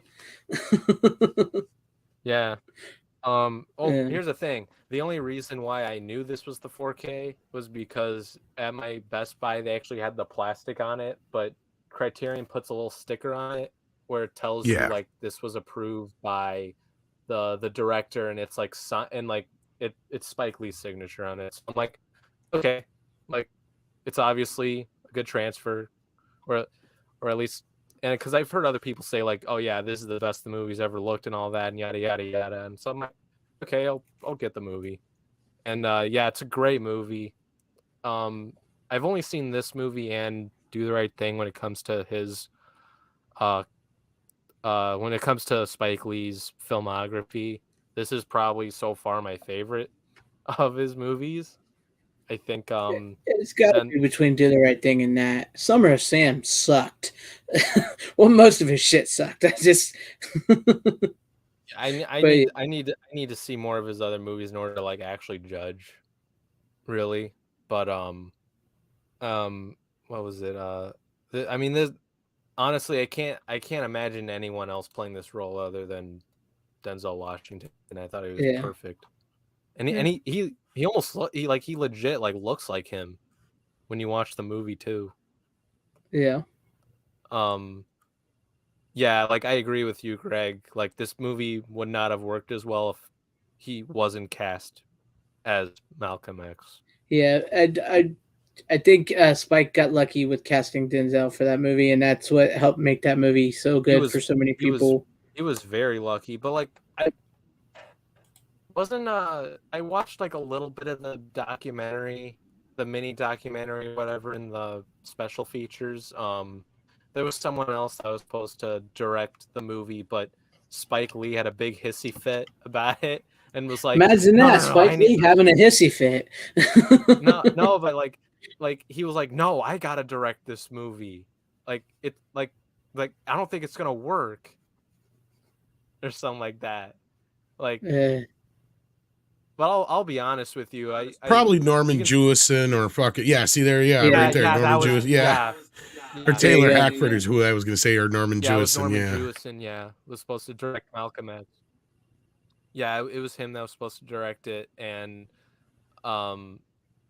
Spike Lee was like acting up all bad it, and was like, so then they got him to direct it. Which, say what you want about Spike Lee, I think, let's be honest, he was the perfect director for a movie like this. For this movie, yes. For this movie, like you can tell that this was like a passion project for someone like him, because unlike most modern movies, there aren't a whole lot of passion projects out there. You know what I mean? Mm-hmm. So when you look at it in that angle, it's like, yeah. Plus, I'd say like even the beginning, like I don't really give a shit about dancing scenes in movies, but like that whole dancing sequence or whatever in that party, I thought was well done. It was well choreographed. Like that whole like the directing and all that Spike Lee pulled off, I thought was great. The music is great. The score is great in this movie. I forgot the composer, but he did a damn good job. It's like Terrence something. I know Tom No. probably knows. It's like I said, I haven't seen that movie in 20, 30 years. Not it's because I just I don't like Spike Lee, but nothing against that movie. That is actually a good movie. It's just I haven't. I understand why you don't like him. I'm not like as a person. If you're talking about him as a person, yeah, I agree. Yeah, I typically try to. Honestly, I do try to separate the art from the artist, but sometimes like with people like him, it's hard. It's hard. Because because I haven't seen most of his other movies just because I have a feeling I wouldn't enjoy them. I think the two you've seen, Do the Right Thing, and that stick with that because that's the best you're getting from him. Yeah, was it? Yeah, I've seen that. Well, I had to watch it in my film class, so and I watched Malcolm X. I heard good things about that. Like I don't know. I heard was Black Klansman good? I heard It's all decent right things until about the ending. Oh, okay. Because I heard some like okay or decent things about that one. It was pretty good up until the end, from my memory. I haven't seen it since it came out, though. I think he's just jealous, like we said earlier. I think he's just jealous that I heard that other one people are better. I heard he did some movie for Netflix that I heard was really bad. Oh, did he? Yeah, it was a war type movie. But I can't think of it. I know what you're talking about, though. Yeah, I forgot. I think Chadwick like they Boseman were was soldiers in it. or something like that. Yeah, they were soldiers. Chadwick Boseman was in it. I can't remember what it was think. called, but yeah. It's funny. I got a Norman Jewison movie here. It wasn't the first one I was going to show. Well, if you're ready for yours at Runner, do you want to? Do you slip go? out? Yeah, you want to slip out or slip out like you do on the weekends? Norman Jewison directed. Oh yeah, the Five Bloods. That's the movie. Brian Barth pulled it up on the chat. Rollerball. Starring James Caan. James Caan. Wrong Caan. And God. That is one I have not seen in a long time. What's weird is it doesn't say, it just says new 2022 restoration in color grade. It doesn't say it comes from the negative, but it clearly does. This is a very pretty looking movie. Or disc, I should say. The movie itself looks like it was shot in 1975. But I saw some copies at my Best Buy. I didn't pick it up though because of the price. It's a bit uneven, but I did enjoy it. The basic idea of the movie is pretty simple. Takes place in the future, in this case 2018, our past, but I love when you see those movies like that. Right. And basically all the other sports have gone away. The only sport that's left is rollerball, and there was like a bunch of wars in between. Basketball? No basketball. Oh man. And there was a bunch of wars, including a corporate war. So like the corporations kind of run everything, so it's one of those kind of situations. And it's kind of weird because it doesn't really give you a clear reason exactly what the fucking reason why is, but like, which kind of sucks because the whole movie's kind of built on this mystery that they don't really give you an answer to, but I guess you can kind of come to your own conclusion on. But like James Caan, of course, plays the best of the athletes, right? And the head of the corporation says, you need to retire after this game. It's your last game. And he doesn't understand why they keep trying to get him out of the game. And they even start changing the rules to try and get him to quit. And it's this big whole thing where they're trying to get him to quit. And I guess their whole thing is they're trying to prove one player isn't bigger than the game or whatever you want to call it. I don't know. The message was kind of muddy to me. Maybe I didn't quite grasp it like I should have. But I mean, overall, the production design of the film, it's fun. The 1970 era of it, really, all that kind of business. It's really, it was a really decent film over a little slowly paced in certain bits, but once they get to the rollerball scenes, like in the beginning, in the middle, and the end, those, of course, are the more exciting parts. But yeah, it wasn't a horrible film overall. I thought it was pretty good. From what I remember, when I watched it years ago. I really enjoyed it. I agree. It's a little slow in parts where I remember. Yeah, I mean, James. I think it's one of James Caan's greats. So, like I said, I can't really talk too much about it because I haven't seen it in years. I do remember seeing the remake with the guy from American Pie. What was his name? Chris. Oh, the sexy dude. I can't remember his name. Yeah, I I know what can't. you're It's talking Chris. about. Yeah, the remake blows. So don't watch the remake. It's got him and LL Cool J and Rebecca Romaine. She was hot in it, but the movie, yeah, it was bad. I can't recommend the remake. So And then Runner wanted to talk about some upcoming project before he left us. yeah, Runner, you want Yes. to spread your word? Yeah, I need to talk about this for a little bit. It is sort of out in the public in one stream. I think Tom was on that stream for a little bit, and then I showed up later. We talked about this on Hordes Boards channel. This upcoming Friday, I'm going to meet up with Ords and do a project with him. Gonna meet up at his place, and Nice. we're shooting a mini doc All about right. about his YouTube and stuff. Are you gonna film it like you did for your class? Yeah, this is No. for my digital video class. Nice.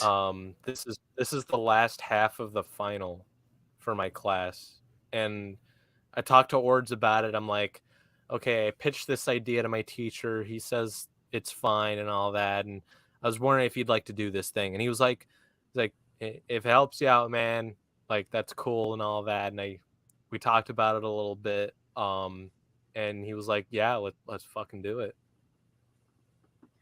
That's pretty cool. Are you going to make it available for everybody to see? Hopefully, if my teacher's okay with that, I'll probably because all the projects I've done so far have been like unlisted. If I'm satisfied with it, I'll probably make it public.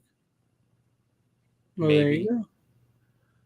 Well, I hope it works out for you. I hope it's good, and I think that'd actually be interesting to see. So Yeah. So like he sort of has it all in his head. Like I told him, like, at one point maybe you can talk about the whole bullshit about demonetization and all that, and he literally responded like, "Oh, I have it all in my head." Like he was like hyped up, there you go. which was awesome. I'm like, holy shit, like this is gonna be fucking awesome. Well, there you go. I would hope it turns out well because I would actually like to see that. Yeah. So And it sucks because what was it? We said we talked about it, and I told him like, hey, like, okay, so Friday definitely happened. And I told him like I can do if we can still do Saturday, but I have to work at 5 to closing around that time. And he was like, okay, let's not do Saturday then, because we got work.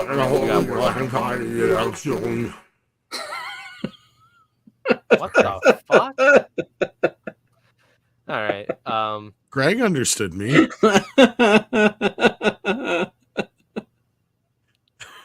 That's because Greg's a big dummy like you. No, I'm just kidding. all right, Renner. I don't know. There must be All right, wrong at your eager. Okay. Okay, bye. All right, hey, I am actually looking forward to it. Have a happy Thanksgiving. Happy Thanksgiving, Runner. He left on us. I fucked with him too much. Oh. I'm mean. That's Yeah, all right. I You jumped wanna in go again ahead? with another one because you only have a couple, so I figured. Well, I had my completion anxiety after watching the first Wayne's World. Of course, I had to watch Wayne's World 2 last week, and yeah, after watching it, it's been a couple of years since I've seen this, and I still like it. It's a great movie. Yeah. But I can see all the things of why I said the first film lives on to this day as a great comedy. They kind of fell into the wrong tropes in the sequel. Oh, yeah. And what I mean by that is a lot of the jokes are very of their time. Like I could see putting in the first Wayne's World and my kid totally getting all the jokes for the most part. Maybe not the Newprin joke. That's about it. Yeah. Wayne's World 2, on the other hand, he'd have a hard time getting most of these jokes. Maybe the Jurassic Park joke, just because Jurassic World is still a thing. Yeah, that. But Yeah, so you're many right. of the jokes in this one are so of the time. It's very 90s. Yeah, that I'm not so sure that this would really translate to kids the way the original one did. But overall, it's still a decent sequel. When it came out, I remember enjoying it quite a bit. I still had some fun with it this time around. It could use an upgrade like the other movie, but because of the fact that I don't think it nearly made like half as much as the first one and all that kind of shit, it did make the mistake of coming out the same summer as Jurassic Park. Yeah, I don't see this one getting a 4K treatment anytime soon. It could. I could be wrong because another 40 nice. hours did. But Yeah. I don't know the last time you watched Wayne's World 2, but It's been a while. It's been a while. I don't. Honestly, I don't remember. yeah, I mean, I'm hard pressed to wonder if kids would even know who Aerosmith. They might know who Steven Tyler is simply because he was on that. What was it? Was it American Idol? One of those shows anyway for a while. Yeah, I think he might have been on American. I don't know. He's on one of them. But yeah, it's been a while for part 2. I do vividly remember part 1 more than I do part 2. Rip Taylor's gonna be there. Rip Taylor. I do. I mean, like, even what's even funny is, like, I remember the scene with Chris Farley and they're throwing balls at him, and he's Why are you here? just to go. I don't know if people would get that. That's an officer and a gentleman joke now. Yeah, I don't think they would get that. So maybe not. Like, yeah, that's the thing. There's a lot of those more modernized jokes in that one compared to the first movie so much, and there's bits in it that they just go a little too far compared to the first movie. Yeah, in a sense, but you got Christopher Walken. That's a plus. He does really great in it. Most of the original cast is back, so I mean that part, is kind of cool. But yeah, I really like the bits with Garth and Kim Basinger. Yeah, I honestly, I think that's what I remember most about the movie is like how, and when he comes out with the pipe and it's blowing bubbles and hello, darling, and she's like got his head in his lap and kill him or whatever. I think that's what I remember most about the movie. I won't. He's a dead man. And he drops the gun. I like him teeny and toasty. See, he really does have the better stuff in the movie. Oh yeah. His shit is much better in this movie, and I mean, he had some great stuff in the first movie, but yeah, he gets a little bit more here to do. But no, and you can kind of tell a part of the problem is when you turn on the making of, and the first thing Mike Myers said is, Wayne's World 2 exists because Wayne's World 1 made a lot of money. Yeah. That's really it. Pretty much. And you can kind of tell they don't really have a story. Like the story kind of stumbles into itself. Yeah. Kind of the same way they probably did this movie because they had no idea what they were going to do. You didn't think Jim Morrison and Naked Indian guy walking? Yeah, you can really tell that only exists just so they could have the one joke about, didn't you think it was unnecessary to see the cock in the Indian's bottom? Yeah. And the village people bit and all that kind of stuff, which there's some good stuff in here, and I mean, it did give a YMCA a little bit of a revival, not quite nearly the revival it gave Bohemian Rhapsody. Yeah. That's kind of a great analogy about what this movie is. It's really kind of it's the first film is this great fucking pizza with all the great toppings you want and tastes perfect. This movie is a cracker with a piece of meat on it and some cheese. It's good, but it ain't that pizza. Yeah. I get where you come from. I mean, it's funny, and it has some jokes. I do remember did you tell him about my pubes? Because Garth finally got his pubes. See, part of that joke is cut out. Because they actually remember, I don't remember if it's in a trailer or if they were talking about it on some show or something like that. But because I remember Garth going, yeah, there's two of them. I almost have to come on camera. He goes, one that goes like this and one like this.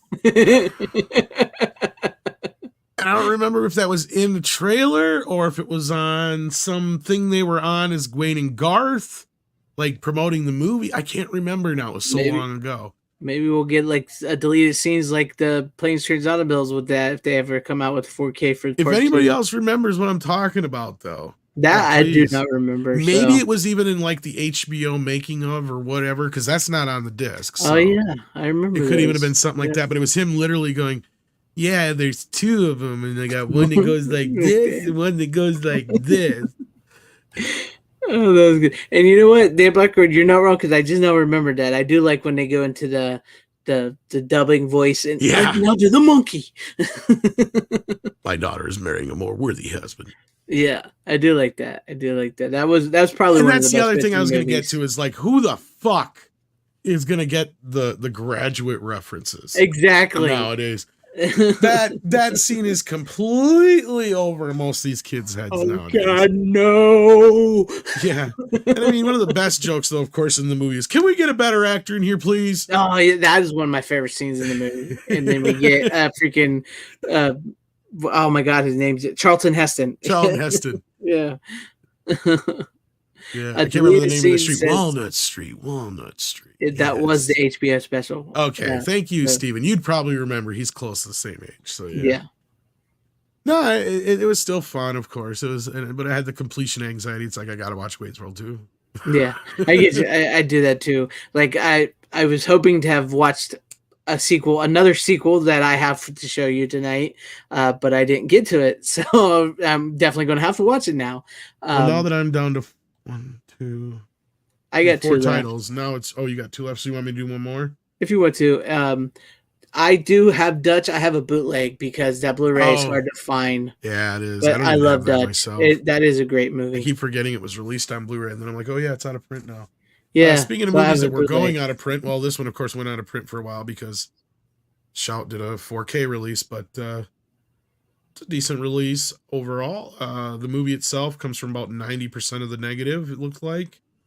The movie itself, the reason I bring it up now is because, like Wayne's World, I'm not sure if it's a comedy that stands up quite like, others, but for those who don't know, it's from Robert Zemeckis and Bob Gale, the guys behind Back to the Future.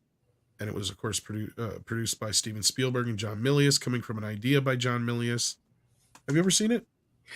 Vaguely. I do remember seeing it on TV, and I remember this is with Kurt Russell, right? Yes. Yes, Kurt Russell and I want to say Jack Robin Warden. No, that one you're thinking of is Best of Times. Oh yeah, that is okay. Yeah, okay, yeah. So I know. Yeah, I've seen this, but Fran Drescher's in this one, isn't she?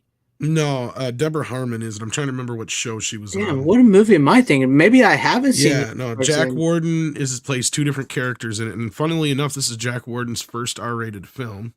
Huh. And Kurt Russell works for. Okay, basically what you have is 2 competing used car lots right across the street from each other. Mm-hmm. There's one more upper class one, of course, that's the bad guy, and then the more rundown one is the nicer version of Jack Warden's brother, and that's where Kurt Russell and the underdogs all work. Mm-hmm. But basically, the movie is set up to, and this is also the first time Kurt Russell ever made a movie like this. Usually, before this point, he'd only done. This is before The Thing and all that stuff. Yeah. So up to this point, he'd really only done like the Disney movies and shit. Mm-hmm. So this was him jumping into it in a more adult type role. And he plays one of the most lovable assholes in the world because like there's no reason to like his character, but because he's Kurt Russell, you still end up liking him. Right. Like he flat out wants to be a politician because he's good at fucking lying. like that's his whole, like, he's like, this is the dream job for me. I'm full of shit. You can't be mad at Kurt Russell though. I mean, the guy's just so lovable. He is, and he's such a lovable character that you even have a scene with Deborah Harmon or whatever, and she's like, "I love how honest you are about your lying." I'm gonna have to look this up because I thought I had seen it. Has some really great moments, but it's a very wacky like style. Like it's in that era where they hadn't quite found, it really feels like 1941. Have you ever seen 1941? Yeah, with Belushi. Yeah, where it kind of feels like 2 or 3 movies in one. Yeah, that was This like has one a of the most similar expensive to type flop yeah, this is things. kind of the Yeah. same thing, but just not on that huge level. It's like it almost does feel like there's 2 or 3 movies going on at the same time, even though all the storylines go together. Mm-hmm. It's just because of the tonal shifts. Because there's like almost like a Weekend at Bernie's element to this movie too. Well, let me get to this. Look this up. Okay, Jack Warden, he promises because basically Kurt Russell says, "Oh, you got a phone call. The only way I can get into the to the Senate is if I pay them off. So I got to come up with 10 grand by this date, or I'm going to miss my chance this time around." And Jack Warden's character was like, "All right, fine, I'll lend you the 10 grand." And he's like, "Really?" He's like, "Yeah, really. Only you got to promise me that whatever you do, make sure my fucking brother doesn't get his hands on this place no matter what." And he's like, "Yeah, no problem." Well, he dies that night. And they don't know what to fucking do because, okay, I'm not going to tell you the whole story, but like, yeah, so they end up burying him in the back, pretending he took off to Miami. And of course, Deborah Harmon is his daughter who shows up out of nowhere for the first time in 10 years to see him. Really? So all this shit is happening at once. Plus, his brother knows that they're building a freeway, and he wanted the freeway to go through his brother's lot, but to make sure there wasn't any kind of like shenanigans going on, they put it through his lot. But they're like, what you got to do is talk your brother into selling you his lot before this proposal comes through, so you can get it for dirt cheap. Otherwise, he's going to have the best fucking place in town. So it's this whole kind of convoluted plot that goes together, right? Right. And then, like, so finally, not to get too much far ahead of itself, but it leads up to a series of events that basically Deborah Harmon finds out about her dad. Mm-hmm. And she takes over the lot. Well, the brother keeps trying to fuck with her, and they find out she's going to do a commercial, so they steal the video for the commercial because they know somebody at the station, and they smudge what she's saying to make it sound like she has a mile of cars, which would be blatant misadvertising. Because they only have like 25 cars on the lot. So, of course, they use that to raise a red flag to go after her, and of course, it's this big to-do. So they have to find a way of getting a mile's worth of cars to the lot. So she doesn't get hit with a fine and all that shit and lose the dealership. I could have sworn I've seen this movie, but it doesn't sound... I would have to There's look so much to it, and of course it's got like a couple of their regulars. It's got Marty's brother and sister in it. Mm-hmm. And it's kind of got like, it has like a shifting tone to it, though. That's the problem. You go from like the wacky kind of shit with, you know, the death of the brother to the more serious kind of dramedy stuff with the daughter. And then you go to like, you know, just the kind of whole wacky comedic kind of Caddyshack feeling of the car dealership guys, to the almost Blues Brothery feeling of this idea of trying to get all these cars to this one place at once. So it has this very like shifty kind of feel to it. Yeah, Grandpa Munster he's the judge. Grandpa Munster shows up. Yeah, he's known as the hanging judge. Speaking of which, the hanging judge, Frighteners. That's what his name was. They don't call me the hanging judge for nothing. Well, and that's the thing is like, it does have kind of like those moments where it almost goes into airplane territory. Yeah. So again, it doesn't quite find its footing with, so I can see why it didn't do very well when it first came out, but I can see why it had subsequently gained quite a cult following. So yeah. I'm gonna have to look it up because I could have sworn I've seen it. I think I'm thinking of multiple different movies. Probably. Yeah, that deal with stuff like that. Yeah, I could have sworn I saw that movie because I knew Kurt Russell was in it, and I knew something about cars. But I think that, yeah, you'd recognize the other guys at the dealership too. There's I'm trying to think of the guy's name. Garrett Graham is one of the other main guys, and he's in like Child's Play 2 as the dad and shit. Yeah, I know who you're talking about. Stepdad or whatever. Yeah, so like you'd recognize him and like the mechanic and a few other characters. They're hilarious. A lot of comedic characters. Pretty well-known cast for the most part, it seemed like. So I'm gonna check out the trailer And the one afterwards. city guy, he's that one guy who's from SCTV who always shows up in shit with the weird eyeballs. God damn, what the hell's his name? Is it oh. Is he the guy that did like the Dracula from Maybe? SCTV? I think so, if I remember right. He's in Happy Gilmore where he's yelling at him. He's like, Yeah. you suck. Yeah, you suck. That You guy, shouldn't- yeah. I know you're talking about. So yeah, it's got a cast of great comedic actors. So like you'll recognize most of the comedians. Like I said, what show is Deborah Harmon on? I'm trying to fucking figure it out. Because I recognized her and like I remember she was on some TV show in the 80s and like, yeah, but anyway. Yeah, Deborah. What was she on? Oh, let me look now. Yeah, now I gotta look it up. Just the 10 of Us. That's it. She was the mom on Just the 10 of Us. Is that the spinoff from Growing Pains? I believe so, yes. Yeah, that's got what's her name from Freddy is in it. Yeah, yep. Yeah. Yeah, it's got all the Freddy girls in it. Yep. And Yeah. she was also in Bachelor Party, I guess, as well, but I don't recall her in that. But yeah, that's what I was thinking of. I'm like, she was in some show. What show was it?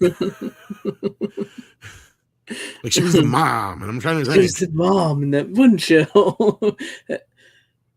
Oh, Joe Flattery is the guy I was trying to think of. Dr. Coffin-Nails. Thank you. yeah. Oh, and Lenny and Squiggy are in it too. Yeah, that's Yeah. why he was talking to Lenny and He Squiggy. That's one of the best scenes. His We've got to watch pacemaker this movie scene. now. Yeah. I've really got to watch this movie now. So you guys think you could really pull this out? Are you kidding? I built him a pacemaker. $7 worth of parts. What do you do? Got to change. How do you change the batteries in that thing? I don't. It's rechargeable. It actually sounds like a good movie, a decent movie at least. It's uneven in parts, but like I said, I can see why it's a cult classic. Yeah. Yeah. That's interesting. I mean, I swore I could have seen this movie, but I've got to be thinking about two different other movies, trying to combine them, and thinking, yeah, I'm gonna have to look at that honestly trailer haven't seen afterwards. this movie since I was like 3 or 4. Whenever it was on TV the first time, is probably the only time I've seen this movie, outside of a few scenes here and there in passing. You know, Like, this is the first time I've sat down and watched it in that long. Yeah, I think that's probably my thing. Is I probably have seen at least parts of that, and then another movie at around the same time, and kind of blended them together. You know, when you've done something like that. Oh yeah, yeah, I've been there. Yeah, so that's probably what I did. But So that sounds interesting. to go again, but I can go if you want me to go. sure. Yeah. Okay, so after our prices are too fucking high. No, but I'm really gonna have to watch that movie now. We just I'm broke really a bunch of FCC violations. I'm definitely gonna have to watch it now.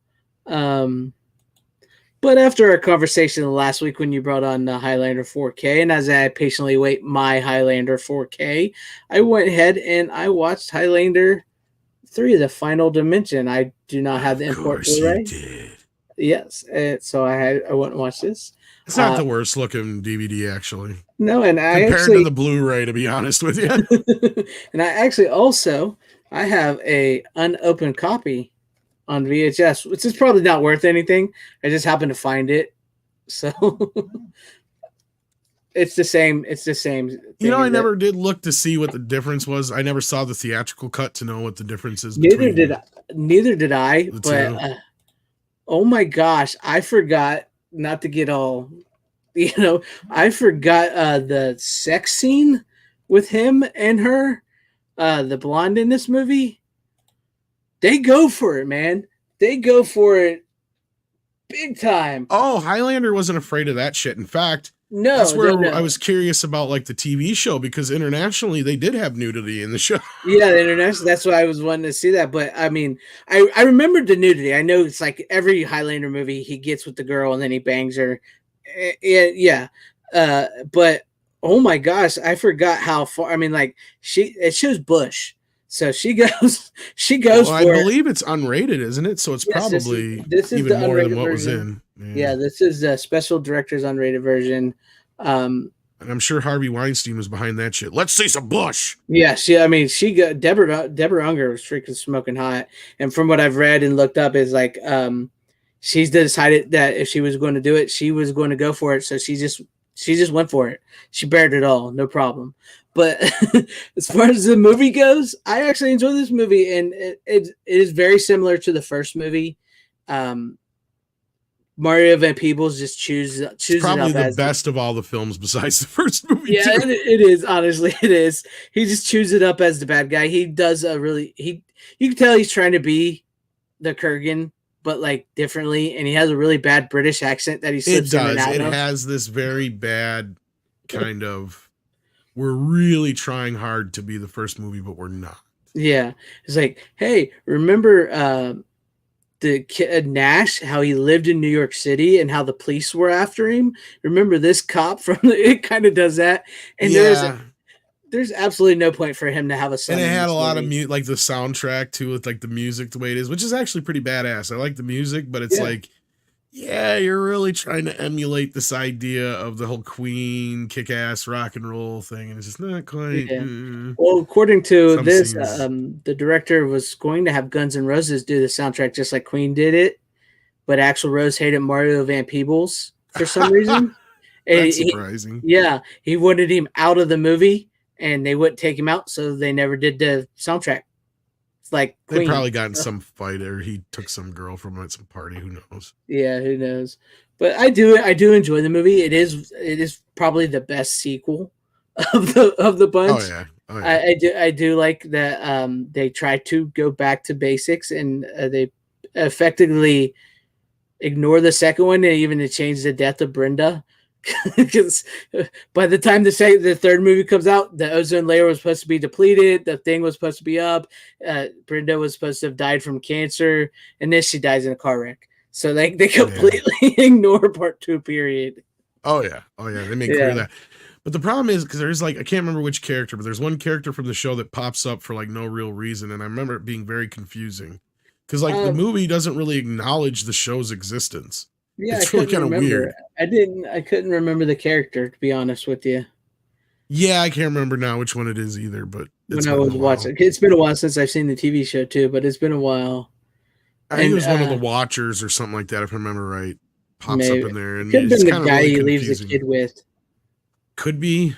I can't remember now. It's been a couple of years since I watched it. So but that's another thing. Like he did not need a son in this movie. He did not need a son. Oh, that's right. Movie. See, I even forgot about that. See, that's what I mean. Like it's been that long since I've watched it that I forgot he even had a kid in it or whatever. Yeah, it's so pointless. The movie starts. He's in the desert with the son, and then Kane comes back and he knows the Highlanders or the Immortals are back. So he's like, "You take care of my kid," and then that you don't even think about the damn kid till near the end of the movie when he calls, and then Mario Peebles is there, and he's like, "Oh, you have a son. I'm just going to kidnap your son." They could have literally just did it with the woman. He could have just kidnapped the woman. There's no reason for him to have the son, and the son never comes back once again. As much as the Highlander muddled sequels are, the son just disappears and never heard of or thought about ever again. So yeah, it was. But I do enjoy the movie. It is fun. Connor McLeod of the Clan McLeod. Lots of different places. Lots of different places. So you can go ahead and go to your next one. Oh, yeah. It is. I mean, it is good. It's a good movie. I enjoy it. You're muted. You're muted. I'm sorry.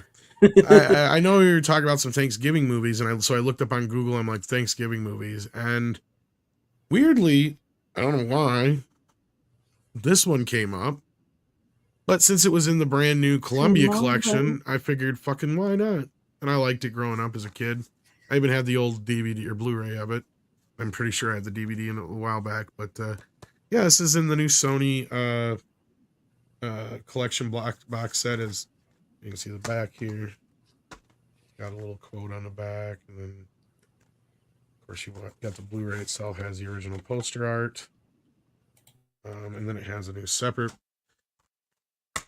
This is a new, as far as I can tell, I think this is a new transfer on here. Because there is a couple new special features. Like we get another interview with Annie now. So they have like a 20-year thing with her. So you get to see her when she's 20 years older. So like 28, 29, 30. and you get to see her when she's like 40. So, She's still got red hair. or would it be 50? 50, because this would be like the 40. Yeah, this is the 40th anniversary, so she'd be 50. 50. I'm sorry, she's 50. She's 50 So yeah, years so this old. is, believe it or not, yeah, this would be the 50th anniversary of Annie. Or 40th anniversary, 50 years old she is. Yes, because she was 10 when she made it. Anyway. Somebody tell me in the chat, because I remember watching this movie growing up. There's gotta be, wasn't there like some 3-hour version of this movie on TV that had a bunch of scenes that aren't in this version? I swear. Because it's been a while since I've watched it, even though I have this Blu-ray. I think my girlfriend's kids used to watch this more than I do remember it, because I was watching this last night, actually, and I'm just like, or was it the other night? Whatever it was, night I was watching it. And I'm just going like, God, I'm remembering all this stuff that's not in the movie, but it's not here, and blah, blah, blah, blah, blah. And like, wasn't this whole circus thing and this other bit and some other stuff? I'm like, I don't know, maybe I'm wrong. But no, Tim Curry's in it, great all-star cast. You got, oh shit, I'm forgetting everybody's name now. Carol Burnett. Eileen Quinn, of course, plays her. We got Bernadette Peters, Albert Isn't what's his name Finney. play Mr. Banks? I love you, baby, or whatever. No, it's Albert Finney, but I know who you're thinking of. I was thinking of him. Yeah. But no, it's as far as the musical aspect of it goes, it's a What happened here? It's adaptation. Good night, Brian Barth. Thank you for hanging with us. Yeah, see, Steven is like, oh, okay. Thanksgiving. I think there was on ABC. Yeah, I thought there was a longer version of it. Hey, there you go. A TV cut, which, there you go. You know how we talk about the TV cuts, Tom. Or what? He says it was cut to bits. No scenes added. I know NBC at least cut it up. Maybe that was later on. I swear when I was younger, the first time I saw it, because I remember it being on for like 3 or 4 hours. It was long. It was a big event thing. I could be wrong. But anyhow, no, it's a decent transfer. I don't remember ever seeing it on like TV. Like I've seen it on cable, but I don't remember like seeing it on, like. Yeah. But Sony did a great job. Of course they always do. Mm-hmm. Sony's great. This is really no exception. Sound wise too, with Dolby Atmos really helps the music expand. Great transfer. Yeah. Oh yeah. It looks beautiful. Looks gorgeous. Natural, very natural grain. Some of the best looking transfers come from these collections right now. So that's good. Will they ever sell them separately? Because I know they've done a couple that are in the box set. So yeah, will they sell some of those separately? Most of them have come out from the first 2, I think, or at least the first one for sure. It'll probably just be a matter of time. This would probably be when I could see them releasing separately. I'm surprised this was even in the box set over some other movies, to be honest with you. But yeah, going back to the whole Thanksgiving thing. Oh, yeah. That was why I brought up the possibility of deleted scenes, because there was nothing in this movie that had anything to do with Thanksgiving. Yeah. That's what I was curious too, because I was like, I don't remember Annie being a Thanksgiving. Unless it came out on Thanksgiving originally. I don't know. Maybe show it a lot. I don't know. I couldn't make the connection there. So yeah. Yeah. So it's been a long time since tonight you bringing on the movies that it's been a while since I've seen them. Yeah. It's a hard knock life for us. It's a hard knock life. But will the sun come out tomorrow? Yes. Will you bet your bottom dollar? I will. That tomorrow there'll be sun? Yes, I will. All right. Which one was I think with the guy from I can't even think of with the sucker. I know who I can't think of his name. Was he did he like do a TV version of it or something? Maybe. I could have sworn he was in an Annie movie. I mean, Albert Finney does look a lot like Telly Savalas. Yeah, Telly Savalas. That's who I was thinking of. But yeah, no, they're 2 completely different guys. I don't know what I was thinking. Okay. Do you want me to go on for my last pick and then?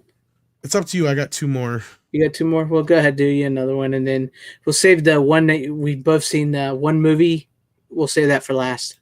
Well, Warner Brothers decided to put out some holiday classics on 4K, and I got this one In fact, this is an upgrade for me from the old DVD. This is, in fact, the rare 2-disc set, which you have too, you said. Yes, I do. Where the cover opens up like Yeah. this, and you get all kinds of games and fun shit for the kids. So pretty. So yeah, we finally got an upgrade with this, and looks pretty good. Pretty good. And actually, speaking of movies that have aged better, I gotta say, I liked Elf a little bit more this time than I used to, because when I was younger, when it first came out, I didn't really care for it as much. I was like, oh God, I hope this doesn't become a holiday classic. And it did. I don't know how super rare it is, Dr. Coffin-Nails, but since it first came out, as far as I know, they have never released the 2-disc edition since then. I was wanting to pick this up before it came, because I do like the movie. I liked it from the time I saw it. But yeah, like you, I did not expect it to become a holiday, like one of the big ones that everybody watches, which it now has. I mean, it's right up there with all the other ones that it's definitely gained the status of like Christmas Vacation and all that stuff. It's definitely, and I've liked it, and like my nephew likes to say, because he's always loved it, is like, that's the line when he tells the guy, "You sit on a throne of lies." He's like, that line is wasted in this movie. That should have been in like a Game of Thrones or a or something type movie. And I'm like, sausage and cheese. He's like, sausage and cheese. You sit on a throne of lies. Don't tell him.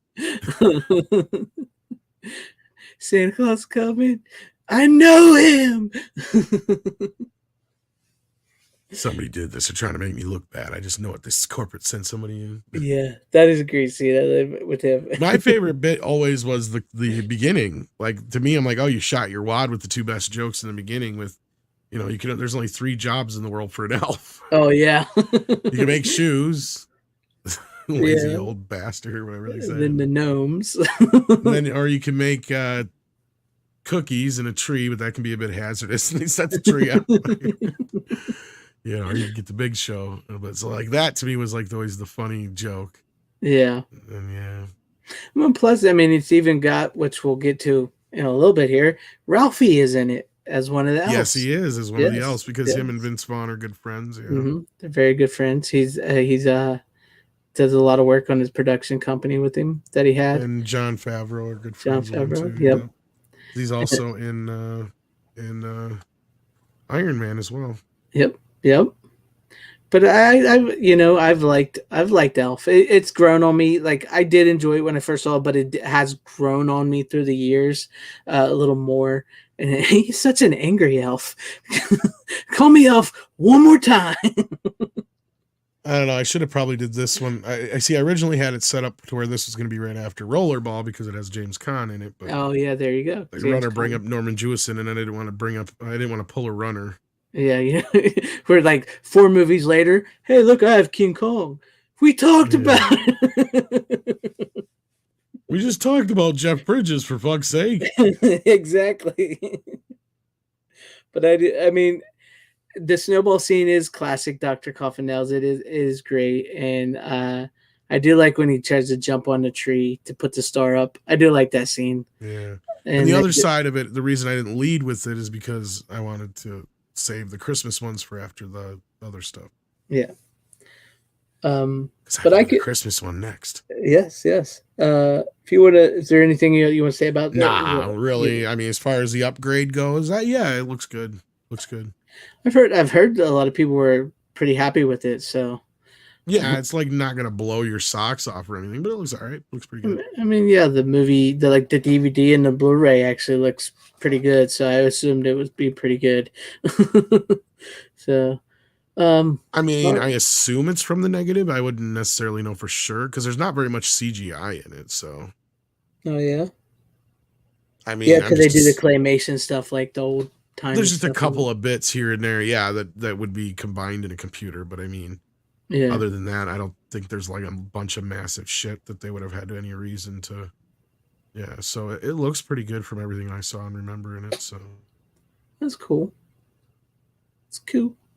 Okay, I guess I'll move on to my final. Let's do it.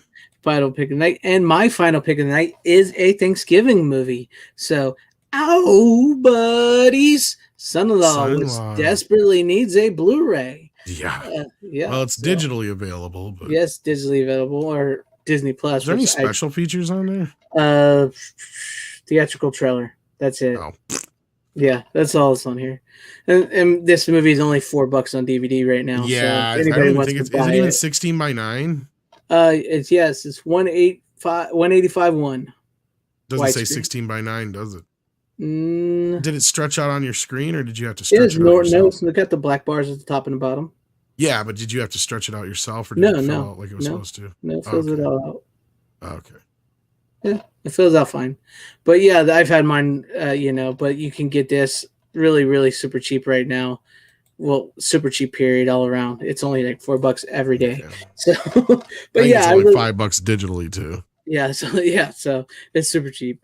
I've always enjoyed this movie. I think it's I don't care what people say. I liked 90s Pauly Shore. I liked Son-in-Law. I liked Encino Man. I liked the other one just escaped me.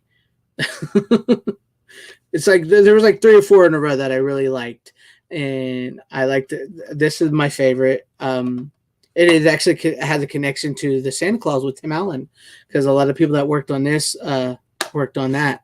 So there's I that. didn't know that, but I can Yeah. see that. Yeah. So what they this was their first movie they started on. I can't remember who it was that worked on this, and then I went on to that. But like this was like they started it with this, and that pretty much led them to the Santa Claus.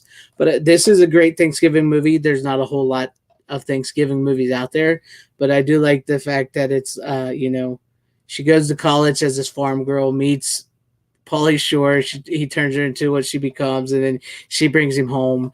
And the fish out of water tale, kind of like the original Thor. But Yeah, it's a cute movie. It's yeah, funny. it's a cute, fun movie. I like it. And Tiffany, and I gotta be honest, Tiffany Amber Thiessen, one of my first crushes. To two see her hotties in dance. there. Yeah, to see her dance, and Carla, Eugenie Gaguni, or however you say her name, she's hot too. Oh yeah, there's the Gigliani or whatever her name is. Yeah, Giglia. I don't know how you say her name, but she's in the chick from. She's still around acting. Yeah, she still does stuff. She was in Sin City. Shows her tits in that movie. So Lane Smith, though, I do like Lane Smith from Superman, Lois and Clark. But Crap. I mean, Crawl. Yeah, crap, Crawl. I want My Cousin Vinny. That's what I was thinking of. God, I couldn't think of My Cousin Vinny. But yeah, it's great. And Bartlett and James, which one are you, dude? But it's a fun movie. It brings about that Thanksgiving feel when I watch it. It doesn't quite have like Trainspotting Automotive stuff where it's like, sort of the cold weather and like the stuff, but it brings about that family aspect of it. And I thought it was a really fun movie. It's a good movie. It's one that desperately I would like to have a Blu-ray of, and with special features and stuff. So that'd be interesting. It's funny. That's the first movie. One of the first. I think it is the first movie, if not one of the first movies I ever saw in like a multiplex theater. Oh, really? Yeah. So aside from like 1 or 2 other experiences that I can think of, it would have been one of the first times I ever heard something in like stereo. Oh. Or Dolby Surround or whatever. Yeah, it was kind of trippy. As I did remember, I actually saw The Land Before Time in a big stereo theater, and I do remember that kind of standing out to me as a kid, but it didn't quite compute with me then compared to this movie, to where like it was the full-on like Dolby Surround effect, and I'm like, whoa, that's trippy. Yeah. I get you. So like, yeah, it was kind of my first introduction to really kind of digging into that side of things. So that, movies sound better than just coming out of your speaker on your TV. Yeah. You can make it sound like you're actually inside of the movie, coming from behind you, left of you, side, right, up. Oh yeah. Yeah. I remember experiencing that in theaters. I think I watched that in the theaters myself too. Not sure. My mom likes that movie quite a bit too. I like it. I mean, it's a fun, innocent movie. And Pauly Shore, like I said, I liked 90s Pauly Shore. I did. And there's some people who had a string of decent movies there. Yeah, he had a couple really good ones there for a while. I mean, his shtick just kind of wore thin on people, I think yeah, is what it is. he burned bright and fast. So Yeah, I mean, he suffered from the same thing like Bobcat Goldthwait did. It's like there's only so many times you can play that same character, yeah, or Pee Wee Herman for that matter, kind of similarly. that's true. But yeah, Maybe it was in the army now that sort of killed it off.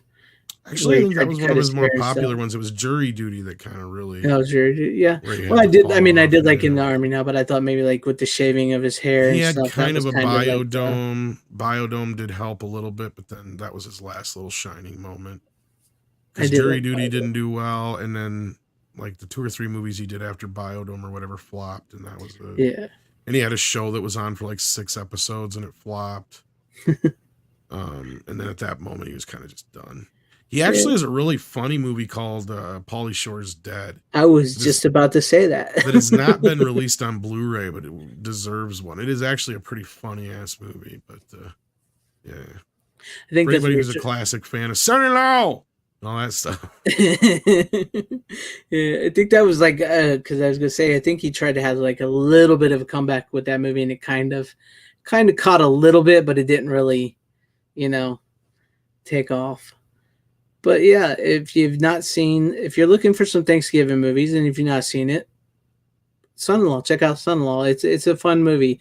It's your classic fish out of water tale but like first with her and then with him, and then it has the happy ending. So Yeah, it's one of those shows I'm surprised they never tried to make a shitty sitcom of. yeah, I was surprised. Don't give Disney ideas, man. Yeah, you're right. I'm gonna recast everybody and make it into a TV show. Jesus And Christ. he would be woke because he's from I know. California. Exactly. they're They'd probably fun- reverse it. It'd Yeah, probably be the boy going to college and he'd meet a woke chick. Yeah. yeah, because he's from the South and she's from the Yeah, he's all California. Republican and she's all lefty. Yep. Yeah, so she's got to Yep. teach him how to do right. Yeah. Yeah, to be on the right side of history, not the right side of politics. Oh, that would don't even give Disney ideas because this would play out perfectly as like the country boy reverse son-in-law, they call it daughter-in-law, and she would be like feminist. Or they go 101. one step further and they make him gay and it would still be called son-in-law. Oh yeah, that's true. He didn't know he was gay till he went to college, and then he met his Crawl, yeah. yeah. Oh God. Oh God. Or actually some other guy, but Crawl is like, because he doesn't want to. He brings Crawl home because, he wants to distract from his girlfriend at home. Yeah. That would I'm already be. rewriting this movie badly. Yeah. Anyhow, There you we got one more movie left. There you go. And that is Before we give Disney ideas and they see this stream. one that I'm sure everybody's seen a million times over, and now has finally gotten a nice 4K release from Warner Brothers. Arguably, probably the best of the bunch that they released so far as how it looks. As far as I can tell, it's definitely from the negative, a huge upgrade over the classic Blu-ray. It's nice to see this movie get some decent treatment. The original mono soundtrack is still available. I mean, really, it'd be nice to get an upgrade on the soundtrack, but it doesn't really need one. Right. It's not like a movie that screams for a major upgrade or anything like that. But it's a holiday classic. I love that movie. It really resonates with kids of the 50s and 40s. But even kids our age, there's still elements to it that were still part of Christmas Vacationing, part of the Christmas traditions that resonate here. So I think that's why this movie, even though it didn't do so well on its initial release, really lived on in infamy, because there is so much relatability to Ralphie's story. And the way Gene Shepard tells it, and the way it's directed by Bob Clark. You know, between those three things plus Peter Billingsley just kind of being that kid in the 80s. Yeah. It was like, who do you go to when you need an awkward yet adorably, likable kid? Yeah. Oh, you'll get Peter Billingsley.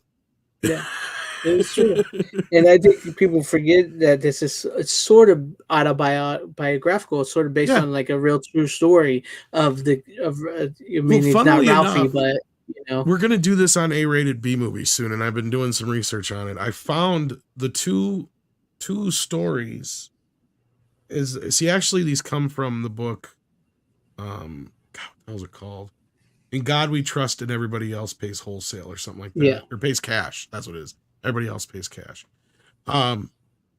and it's actually two stories mixed into one, two Christmas stories. Oh yeah. Yeah, so he has one of the stories when he was younger is the Red Ryder BB gun story. Mm-hmm. And then the other one when he was older that he mixes with this one is the leg lamp story. Oh. So those are actually two stories that he mixed together. And the bumpuses are other bits and pieces that come out from other his stories and too. But yeah, there was actually a version of this, semi-version of this, called The Phantom of the Open Hearth. That was a TV movie that does the leg lamp side of the story.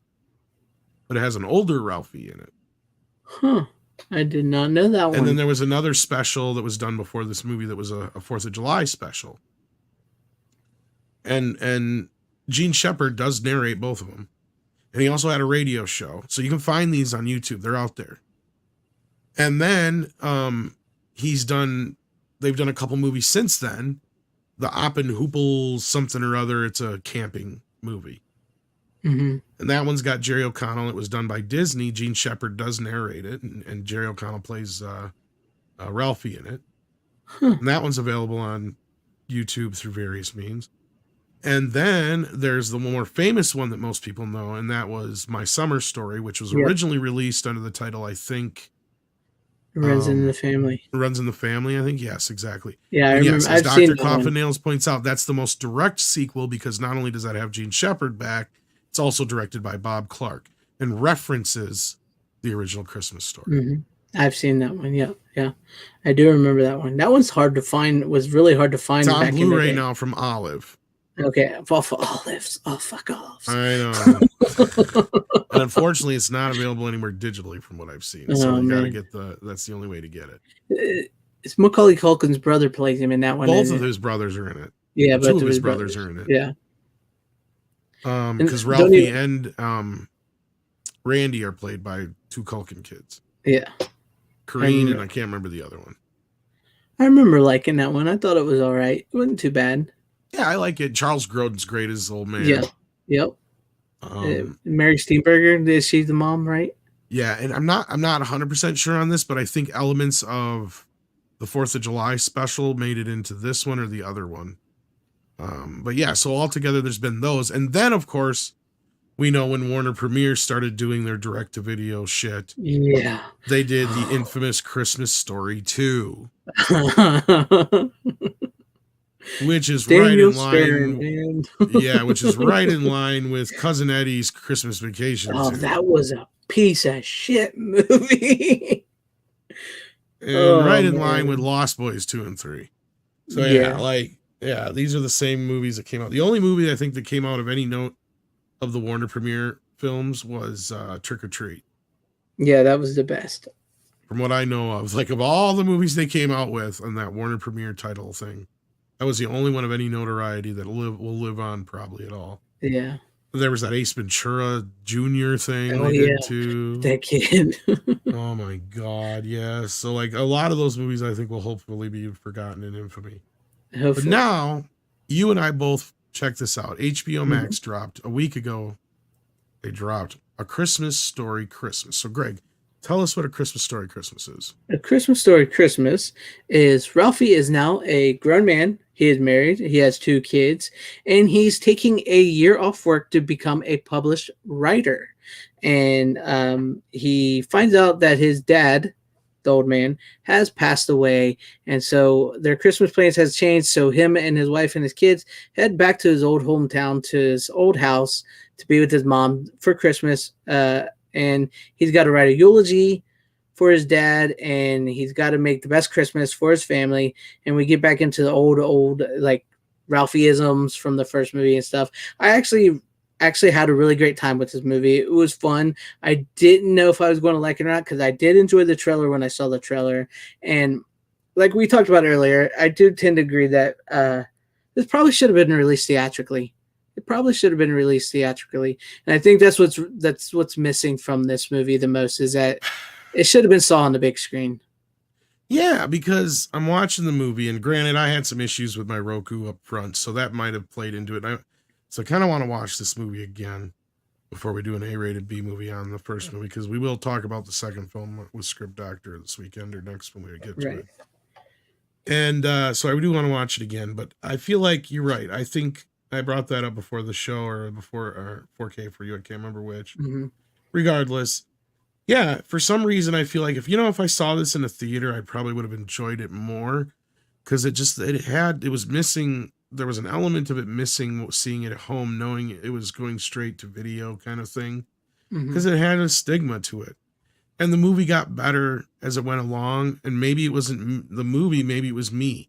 So I want to watch it again just to make sure because you seem to have a much better experience with it than I did. Yeah, I enjoyed it. I'm like you said, I enjoyed the original and I really liked, and yeah, I know Dr. Coffin knows it sounds depressing, but it's really not depressing. It's really actually That the first half hour celebration was a of bit his hard death. to get. Yeah, I was gonna say the first half hour though does seem to me like the hardest part to get through. Yeah. But it could have I just mean, been the trouble I was having too. it could have been, but I mean, yeah, the beginning does take a minute to get into it because it does sound like it's a little bit depressing, and like Ralphie and his wife and his kids aren't having the best of luck in their home. They're not the but it as it goes and it builds, and it's like one of them stories where you have to go back to your old hometown to relearn who you were and what you went through, and it's got all the original actors in it. Except I don't think that's the same mom. I think that's a different actress playing the mom. No, yeah, the original mom was played by Melinda Dillon, and I think she's retired. That's Yeah, why. yeah.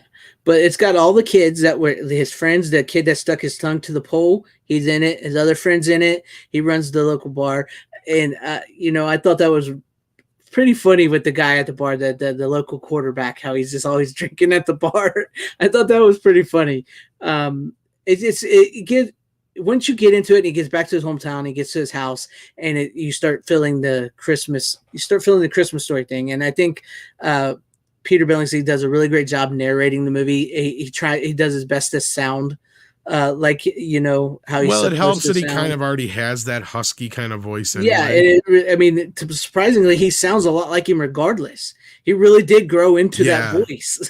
He did. It was kind of weird. It's kind of weird. You can tell it's different, but at the same time, it fits. Yeah, because there's like moments where you're going, "Is that the same?" And you go, "No, that's actually Peter Billingsley." Because there's And in moments my original review, I'm like, yeah, that first act it flounders, but then once, like you said, once they get to Ohio, it finds its footing, and it really sticks the landing. yeah, it Really, really Yeah. sticks the landing. Like it goes exactly to the right places.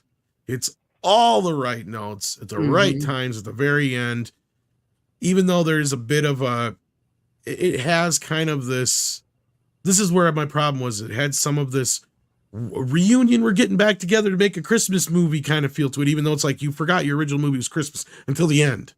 Yeah, To me, sometimes it kind of felt like that. It's like you're kind of like you're there, you're almost there, you're getting close, getting warmer. Right. All of a sudden, damn, you're hot. You're running with it now. You got the ball, touchdown. We won the game. But Yep. it was just a tough road to get there. At least that first time watching it. So I want to watch it again because I really feel like that this movie is better than I gave it credit for. I enjoyed it. I do think yes, and yes, actually, it's not Ohio. The actual house is in Indiana, Ohio, I'm sorry, Cleveland. Cleveland. It's Indiana, but the actual house is in Cleveland, Yeah, Ohio. sorry. That's where yeah. That's why I But meant that. Yeah. I agree with you. That beginning is a little tough, but it's not too tough to get through. And once you get into it, like you said, it does start. It starts building like a snowball, and it starts because like the first movie was essentially a bunch of skits based off the guy's stories. Kind of just all skits absolutely. into the Christmas. And this movie goes at it a bit differently. That's the different thing. This is more of a Christmas vacation kind of level story to like the way the story unfolds. It's more of a linear narrative.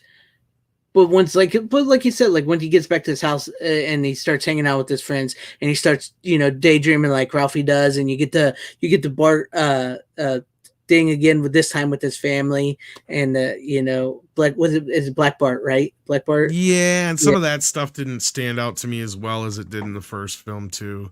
Yeah. I mean, I know why it's there and I appreciate it being there, but yeah.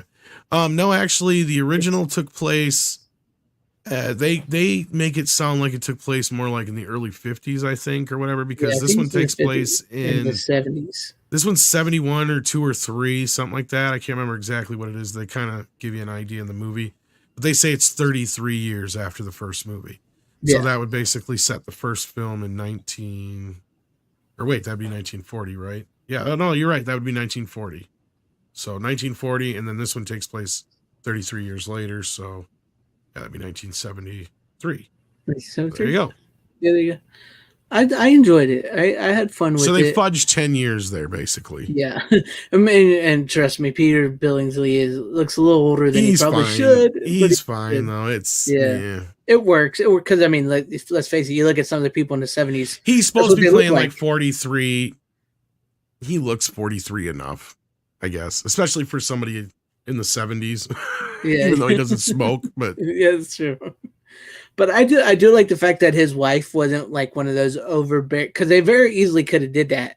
Especially I can't remember the actress, stuff. and she plays like the wife in a bunch of things. Yeah, she's like the TV mom wife. Yeah, I don't mind her. Yeah, I don't mind her at all. She's fine. She's easy. The right kind of right enough of sass, and she's not a bitch. Yeah, and she doesn't like always telling Ralphie, you need to do this. Ralphie, you need to do that. Ralphie, I got your back, Ralphie. There's no woke business in this movie it's whatsoever. Not woke one bit. None.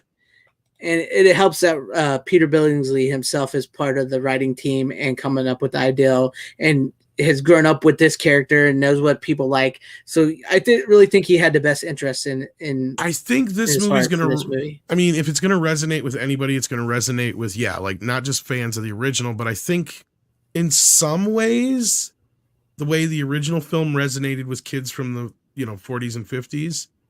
This movie can resonate in that same way with kids from the 70s and 80s. Yes. I think there's a lot of that in that, to where, like, especially now as an adult looking back at my parents in that age and time, like I can see the whole, you know what I mean? Like I can see they did a good job of capturing parents and kids in that era.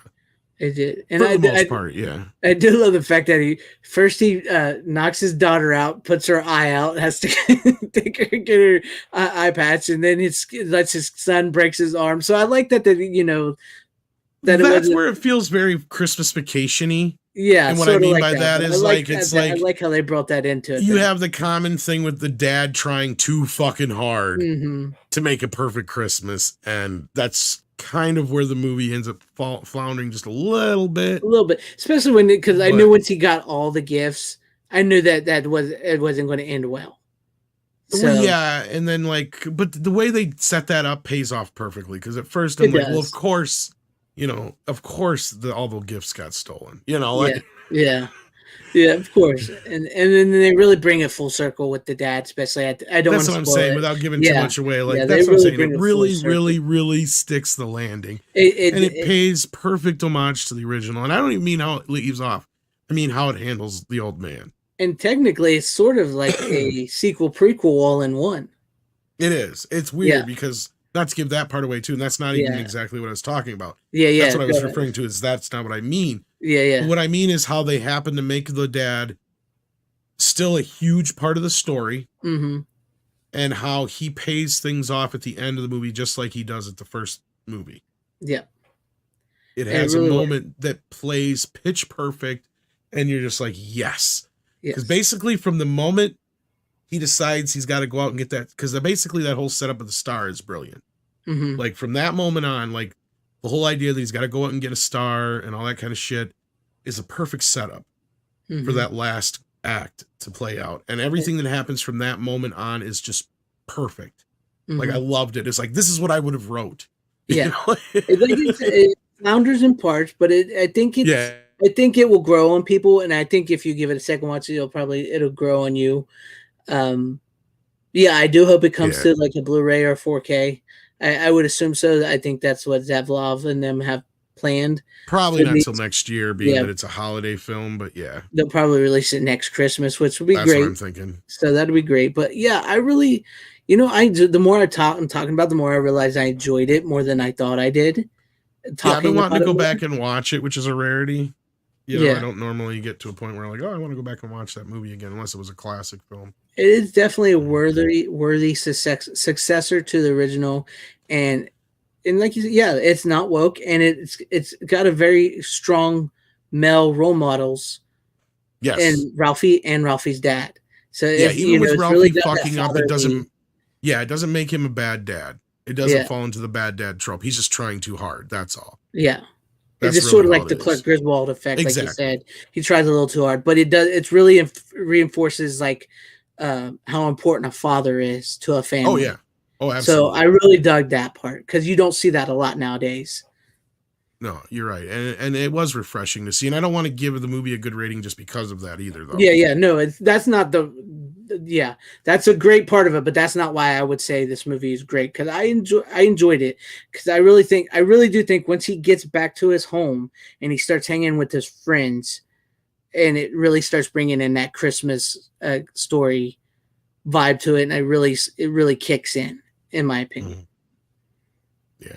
Yeah, so I mean, some of the like you said, some of the jokes don't fall. Some of it is feels like okay, maybe you're trying a little too hard at this point, but it really sticks to landing, and Well, it and I really got to give it digs into credit it. for also not going too far out of its way to have those moments. You Hmm. know, like, oh, we're reminded again just because, and the Yeah. only time it goes to that place is the only natural time to go there, and that is with the Santa Claus bit.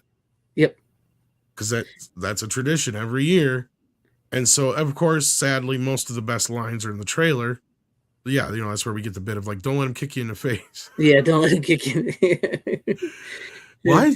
Yeah, Yeah. exactly. But Yeah. anyway, so there's like that's the only time. Otherwise, it's really great how they place the Easter eggs. Hmm. And that's really what they are. They're not in your face. It's not like you get a bunch of moments that are exactly like the first movie. That's the closest you get. Otherwise, like the Red Ryder BB guns Yeah. I in was the about to say it's background. like barely even mentioned in that movie till it gets Yeah, to the point where it needs to be mentioned. exactly. And not only that, before that, it's just sitting in the background and, Hmm. a few other things here and there just kind of remind you, of the past. But they don't like blatantly throw it in your face like a lot of these other movies do so much. I mean, it was just the right amount in that respect. I mean, it could have used a bit of a trimming. I'm going to watch it again. But for now, I'm going to stay on that. That it could have used maybe a quick rewrite or a little bit of trimming in that first 20, 30 minutes or so. Yeah, just a little bit, but I would say go ahead and give it a watch, especially at this time of Christmas. Maybe watch the original, and then if you got HBO Max or you know how to watch the movie outside of things. Not saying that you should, but if you can, go ahead and give it a watch because it's I think it's worth it. I think it will grow on people that especially if you can get past because I know it sounds like it's sad and tough but it's setting up something beautiful as far as I'm concerned by the end, and it Yeah, really the really ending's a works. great payoff. Yeah, And that's the thing. It's something we don't normally get with these kind of movies, like you said, and not just the woke factor, but just the fact that it pays homage to the original, and it's not, making fun of it or making fun of the audience for being so, having such an attachment to the original film or anything like that. yeah. So there So you go. yeah, That's my picks. yeah, that's good picks, and yeah, I really do think that movie really as popular as the original has become. Maybe they were just afraid it would flop, you know, because the first one flopped or something. But I think that could have probably did pretty well this Thanksgiving in the on the theater. I Yeah, think I that could think have. so. I think it could have. It'd have been But good yeah, counter programming to a Black Panther. yeah, Black Panther. I like that. Uh, but that's it for. I guess that's it for the Yeah. 69th episode of Physical Media 69, Show. dude. 69, Sorry, it was dudes. AWOL for most of the show, but yeah. It happens. It happens. No worries. Drama. Drama. Drama. Save the drama for your mama. Um, Yeah. no, surprisingly, Runner actually had some stuff to talk, so we held it down Yeah. while he was gone. But thank you, Tom. Thank you, Runner. Thank you to everybody watching, everybody in the chat. Dr. Coffin Nails, Tim Hayes, Deleted Scenes, Cosmic Squirrel, Tyrell 52, Sean Stackhouse, Random Brad Creator, Doug 1985, Dalton. Dalton. I can't. I'm sorry, Dan Blackroyd. And if I forgot your name, the Peter Venkman fan site. If I forgot your name, Heather Preston. I just keep seeing them. If I forget your name, I'm sorry, but thank you for everybody in the chat. Thank you for everybody watching. Y'all have a great, safe, happy, healthy Thanksgiving. I almost said Halloween. Holiday works. Yeah, holiday works. I would normally end on bitches leave, but since it is Thanksgiving, happy one, Where's guys. your other hand? Between two pillows. Those aren't pillows. Ah!